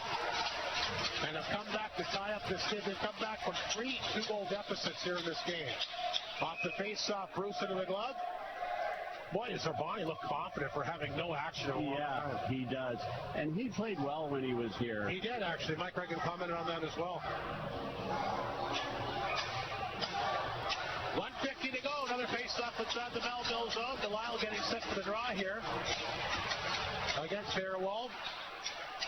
Mills with the draw, and I don't think Melville's even thinking about overtime. They want to try and end this game in regulation if they can. Puck set back inside the Flin Flon zone. Look out, there's a giveaway. Picked off that time by Drake. He'll hammer it back inside the Flin Flon zone, but Bombers get it back. Bruce feeds it back to Delisle. Delisle, the Bombers side of center, partially broken up here. Picked up by Margolis. Puck bounces to center. Grabbed by Morozov. They'll send it back in Melville territory. Grabbed by Nadeau. And the puck is flipped back down the ice. Yakubchuk had to hurry to get back. Got it out. Lees can't get a stick on it. Arbery comes back and picks it up. Just over 1 minute remaining in regulation. Here's Yakubchuk. Back to Arbery. Across the line. Throws it back out front. Racing to get in there is Morozov. He's had the hot hand for Flin Flon tonight. He's got the 2 goals. Might have as good a chance as any to try and get the game winner here. Less than a minute remaining now in the game, by the way. 43 seconds to go. Here's Margolis at center. Turn that one over. Morozov gets it back. His backhander turn right back the other way. Grabbed here by Schmaltz. He trips over the blue line as he gets it in. Melville wanted a penalty there. I didn't look like he got tripped to me, but maybe I'm wrong. Lees. Back of the net. Yakubchuk played over to Arbery. His backhander off the boards. Schmaltz gets a piece of it. Feeds it back to Harkness. Harkness at center. Sends it back in the Flin Flon zone in front of the goal. Trick forced to hang on. 13.5 seconds remaining in this hockey game. Overtime looming. Yeah. It's great strategy by we got a timeout.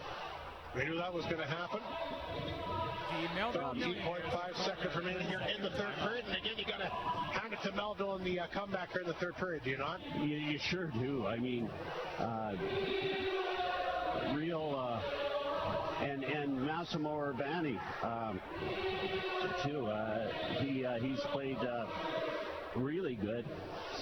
Mind you, hasn't had to face near the caliber of shots that Spencer Dahl did, but still saying that, moving well and definitely playing very confident. He's kept him in the game, and you're right, he hasn't had to face the shots, but the shots he's had, and you're right, he looks just very confident for a fellow who hasn't played a ton.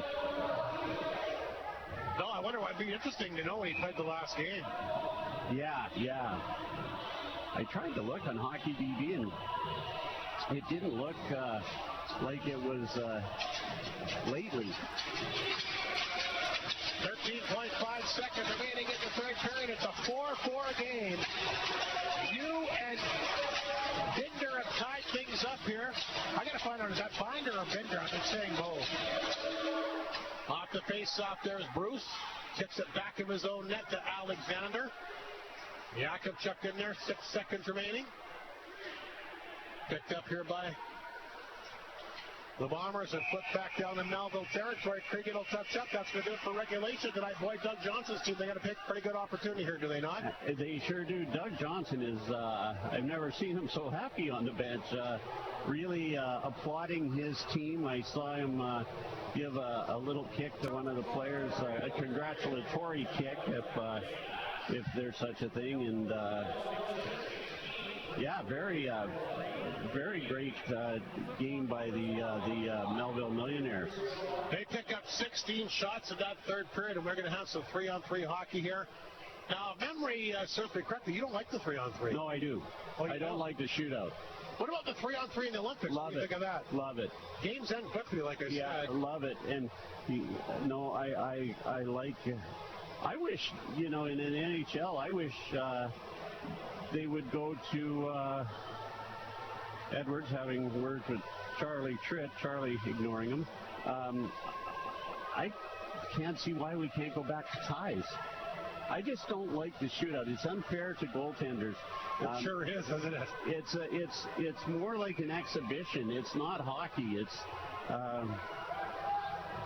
if it's a tie, it's a tie. I like the overtime. I think that's fine. Maybe you play a longer 3-on-3 overtime or 4-on-4 overtime. But no, in the Olympics, I really liked it. I'm surprised they went to 3-on-3 in the Olympics, actually, to be honest with you. Yeah, it wasn't always like that. It must be because, you could say it's the case for NHL players, but they're doing it in the ladies' hockey as well. Yeah, I think that people don't like, the shootout isn't the thing. I mean, it's what they do in soccer, and so I can see why Europeans are used to that sort of thing, but...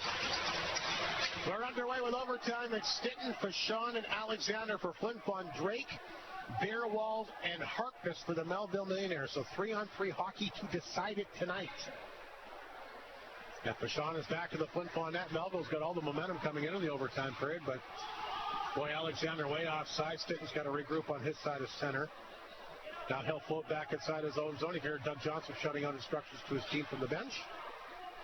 Fashon's got it. The crowd kind of on the edge of their seats right now. Fashon across the line. He'll hang on to it. Nowhere really to shoot it. He's covered well. Lost a handle on the boards. Picked up by Drake, but quickly taken off the play by Alexander. Good defensive play. Stitton will get it back for Flin Flon. Stitton to center. Made a nifty move there. Olsen got a piece of him, though, enough to knock him off target. Looked like he's going to get around him, but Olsen got that shoulder out right at the last second. Here's Jakubchuk. Forced back to his own net. Now he'll swing the pass ahead. Lees has got it on the fly, quickly across the line. Lees will hang on to it. He's forced out. Melville really playing some good defense. Yeah, they are. Jakubchuk, can he force it ahead? No, broke it up, picked up by Nadeau, the Melville D-man. Feeds it to Olsen. Olsen has it! And he's thinking win all the way as he rips that one off of Arbery over the glass and out of play. 3:36 remaining in the overtime period. Yeah, it's fun to watch, but you're right, Rob. The Melville Millionaires really playing great D against the Bombers. The Bombers having a hard time getting into the offensive zone. So Margolis against Stitton, deep in Flin Flon territory, the left of the goaltender Tinder. Puck comes back to Schmalz. Can't knock it down. Martin got it instead. Neither got really any good chances either way in overtime. Boy, the fans are sure. There's a penalty coming up against Melville here. Doug Johnson won't like that. I think it might be an interference penalty. Vachon will set things up. Flin Flon on the power play here momentarily. Finally, they got 4 out there right now with the goalie pulled. Vachon top of the circle. Martin didn't shoot it. He got held off. Leaves it there at the blue line. Here's Seitz. Back to Martin. Walks in, shoots it. Didn't miss by much. Ripped that over top of the net. And finally picked up here. But Millionaires Margolis, so they got a penalty in overtime. It's going to be a high sticking call. And this is going to be handed out here to Melville's Olsen. That's a tough penalty there. No argument for Doug Johnson, so maybe it was a legitimate call. Yeah, it's a bad penalty. I didn't see it, so I don't want to comment too much about it. But, boy, offensive zone in overtime, that's looks like we got a timeout again, Rob. 30 seconds. Bombers have called a timeout as well. 2:51 remaining in overtime. Tricked and Urbani will meet at the pass with a nice touch of the blockers. Again, love that sportsmanship by these teams. I wonder if they've ever met against each other. Massimo is from the, I think he's from Vancouver, at least the West Coast somewhere. Surrey, I think. Surrey, yeah. So, same area. That's a small fraternity in hockey, especially for goalies, right? It is. It's unbelievable. Anyway, we'll see what happens here in the overtime. The Millionaires take a high sticking penalty. And the Bombers, with the most lethal power play in the SJHL, do have a power play goal tonight. Going to get a chance to win it via their power play. 4-on-3. 2:51 remaining in the overtime period. Arbery, Fashon, Lees, and Maverick Delisle with the goal tonight will go to work. Delisle lining up against Bayer. Melville Bombers win the draw. Here's Flin. Back to Lees. Lees will float back the blue line. Hands up, shoots it. Oh, didn't miss by much. Puck comes out. Fucking Arbery jam it in. No, he can't. Urbani completely lost sight of it. Yeah. Fell down and kept the puck out. Those Whitney Forum ants, they can be lively, and you gotta be ready for that. A lot of the visiting goalies just don't see that in their home rink, but Massimo probably saw a few when he was here last time. 2:38 remaining in the overtime. He's got to turn the clock on. He hasn't started the clock. 2:38 to go, 1:47 in the power play. Boy, if you're Melville, you got to be not happy with this. He hasn't got the clock going here again. Lees has got it in the corner. He'll work his way out the blue line. I might be the only one that noticed it. Lees a chance. That got blocked. Now they're screaming at him to get the clock on. Melville in particular. And now they're going to have to figure out how much time is they're going to have to dock off the clock. I was trying to get the ref's attention myself. That's got to be 30 seconds there, Mike, without having the clock on? Well, they dropped it down to 2:36. It was Doug Johnson's doing the math. He's telling how much time was left on there. Yeah. And he forgets to turn the clock on. Now they're going to mark it down. They're going to go down a lot more than 2 seconds. You know, I'd almost go down to 2 minutes. But definitely more than 2 seconds. 2:15, maybe. They're going to come over and confer with him, and I guess, and get that figured out here. If you want to get yelled at, don't turn the clock on in Well, it went a good 20 seconds without anybody noticing it, Mike. Don't turn the clock on in an Atom or a Pee Wee game. The players will just give you grief. Which, hey, Doug's killed a penalty here late in the game, so you can see. They went to 2:21. That's, I don't believe that's quite right. Neither does Doug Johnson, by the look of the reaction from him on the bench. No.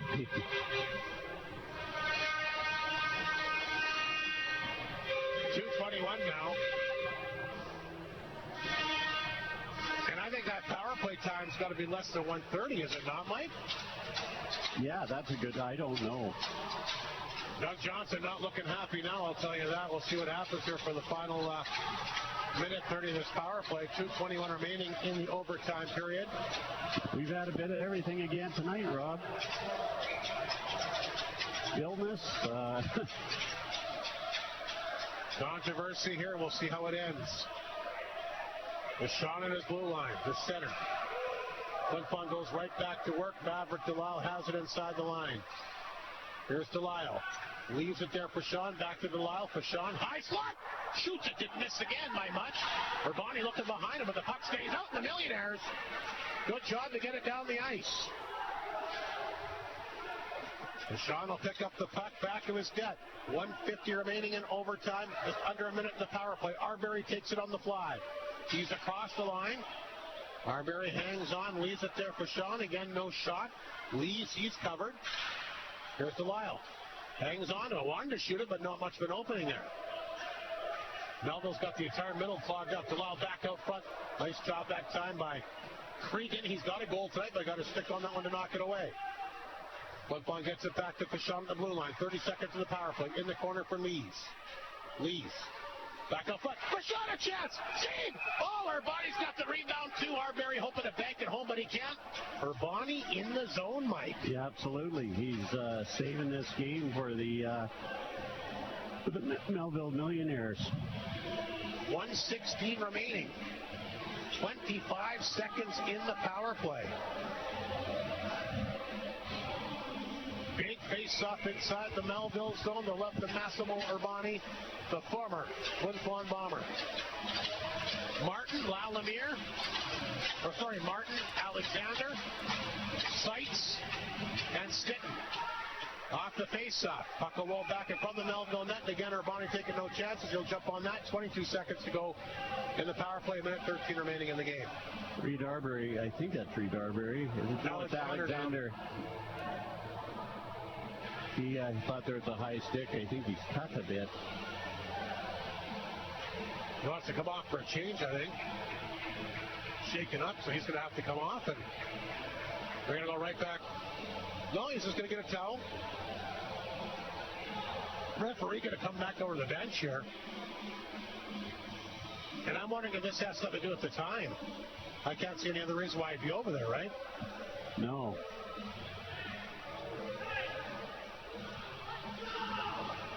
.113 remaining in the game. 22 seconds, they say, still in the power play. Martin to take the draw against Bayer, deep in Melville territory. The left netminder, Massimo Urbani. Melville has fought hard here to tie this game, trying to kill this penalty as well. They'll get the puck to the line. Held in here by Seitz. What an effort. Seitz at the blue line. Power play about to expire. He hangs on. Martin shot. That flies over top of the net. Bombers work it back to the blue line. Penalty is over. Here's Leo Seitz. Still with some pressure. Martin back out front to Seitz. Can he shoot it? He scores! Leo Seitz in overtime. Power play expires, but Flin Flon wins the game.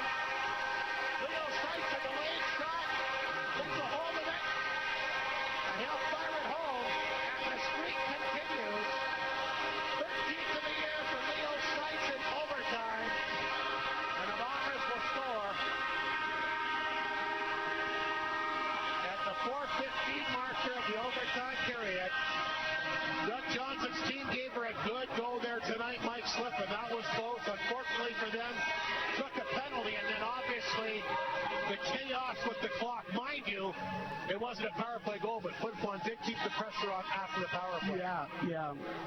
I think Melville might have deserved a better outcome, but give the Bombers credit. That was a great play by Leo Seitz.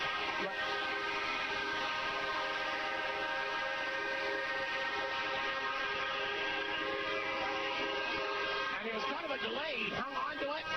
I don't know if he faked it or if he found on it or what, but then he got a second chance, and Urbani was deep in his net, and he couldn't come out. And let's remember, at the blue line, it was a high shot out, and Leo Seitz was able to keep it in. It was. That's right. He raced over there and made a good play at the blue line. Yeah, he did very, very well to do that. So Leo Seitz, he played a great game last night too, I thought. He's had himself a good year, is he not? Sure is. A lot of great years here with the Bombers. Delisle gets the assist on the game-winning goal. We'll take a break. We got quite a bit to get to tonight. Maybe not as long of a post-game show as we normally do. Both Mike and I, unfortunately, feeling under the weather, need to get some reinforcements in. But we'll come back with a scoring summary. And Mike's already working on his 3-star selection and a few other particulars for the Whitney Forum. But it's 22 straight victories now for Flin Flon on home ice there, Mike Slip. What a streak that is. Incredible. They got close tonight, but just a great job. Boy, there was a lot of penalties in that second period, Robin, just looking at the score sheet here. But, yeah, great game. And a lot of great players tonight. Hudson Binder had a great game. We'll take a break. We'll get to all that and more coming up momentarily here on 102.9 CFER and FlinFlonOnline.com. Clear.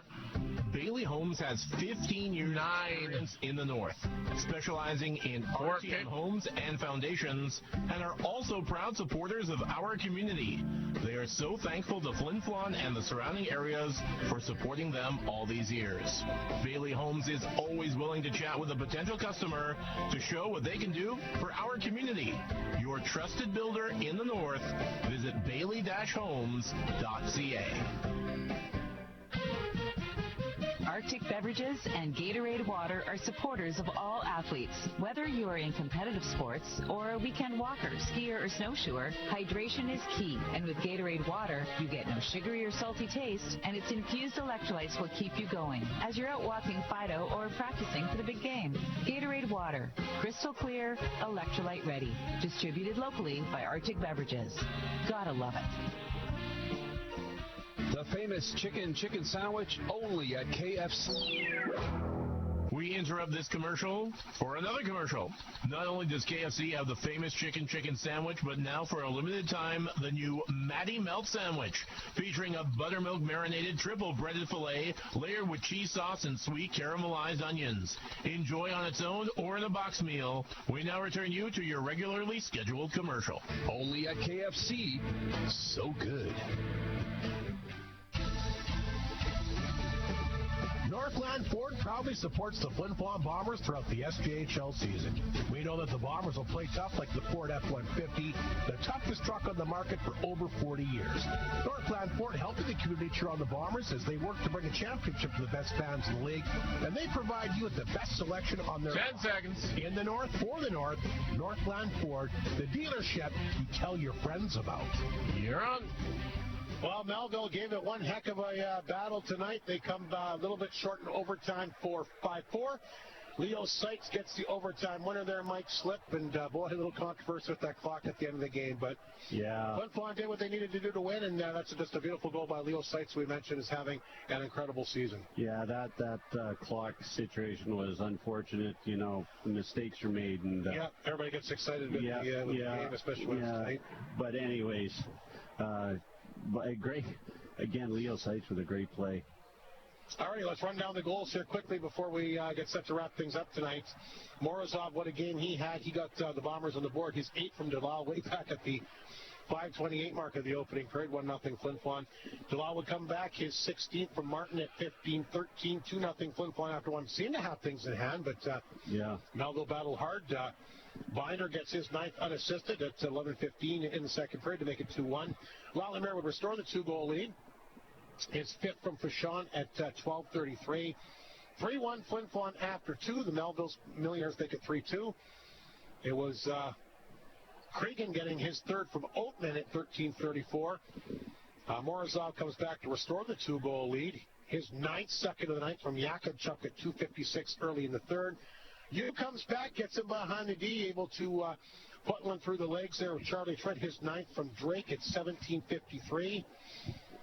Sykes would come back, that was Yu would score at 6:13. Then Binder would come back, his 2nd of the night. 9th of the year from Drake at 17:53, tied things up at 4. Overtime, here we come. The power play had just expired for Flin Flon the extra period, but Leo Sykes gets in top of the slot. Urbani really can't come out and cut down the angle.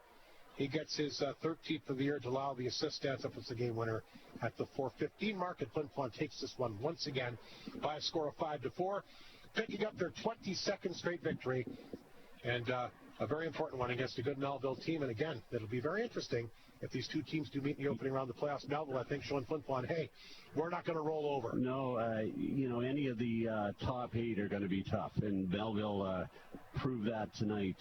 So it'll be interesting to see how this all shakes out, Rob. KFC 3-star selection, Mike. Let's get to it. You bet. 3rd star going to Hudson Binder. I'm sorry to his family if we get that wrong, but he had 2 goals tonight. I think you mentioned his name almost more than anybody. Hudson Binder with a great game.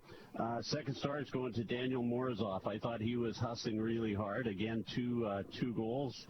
And you got to give that 1st star to Leo Sykes with not only, he's fast. He's played great these last 2 nights, not just the overtime goal, but that overtime goal was a beauty. Warrior of the game goes to Rob Hart. I'm going to tell you, folks, he's not feeling great, and he made it through. So Rob Hart, but on the ice, we're going to give that to Maverick Delisle. Sounds good to me. We'll take one last break, come back with scores, and wrap it up momentarily from the Forum, but a big win for the Bombers. 22 straight wins, and now 36 on the season. Leo Sykes, the overtime hero. The Bombers are steep with a 5-4 victory here tonight on 102.9 CFAR FlinFlonOnline.com. Clear. When you aren't having any luck ice fishing, try the fish shop at the North of 53 Co-op. Add their jumbo shrimp ring with sauce to your cart for that get-together you're planning. Make room for farm Chinook salmon fillets. Or if you're just looking for a snack, grab the popcorn shrimp or the shrimp variety pack. Try your luck with all the delicious options the fish shop has to offer at the North of 53 Co-op. You're at home there.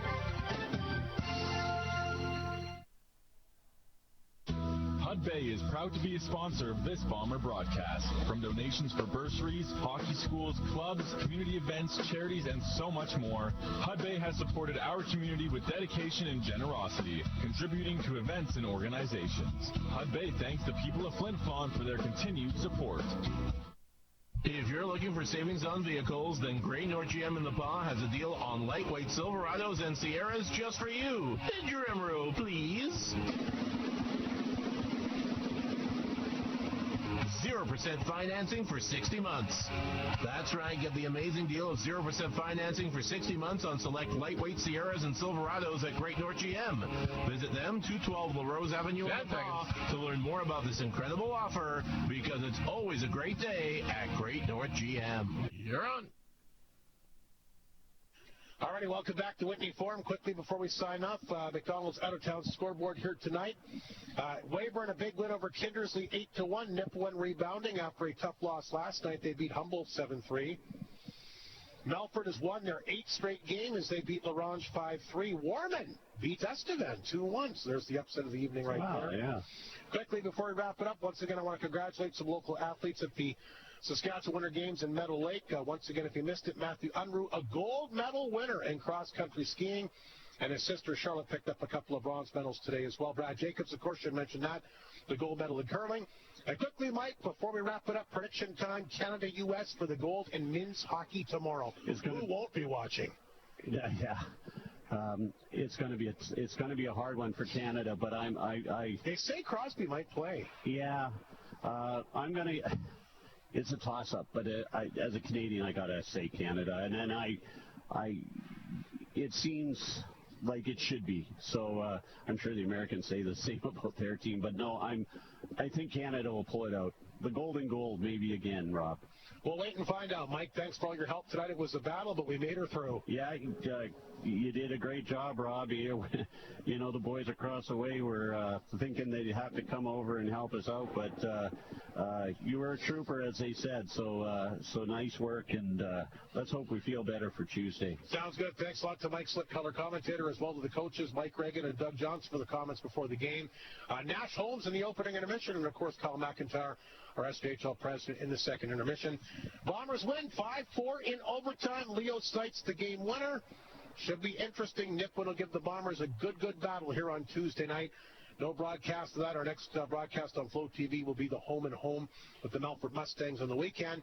In Melford Friday, back here at the Whitney Forum on Saturday. And that should be pretty exciting, especially with the way the Melford Mustangs are playing right now. Yeah. So again, final score from the Forum. Bombers win in overtime. Thanks for listening. Enjoy the rest of the weekend, and enjoy the big gold medal game tomorrow. Go.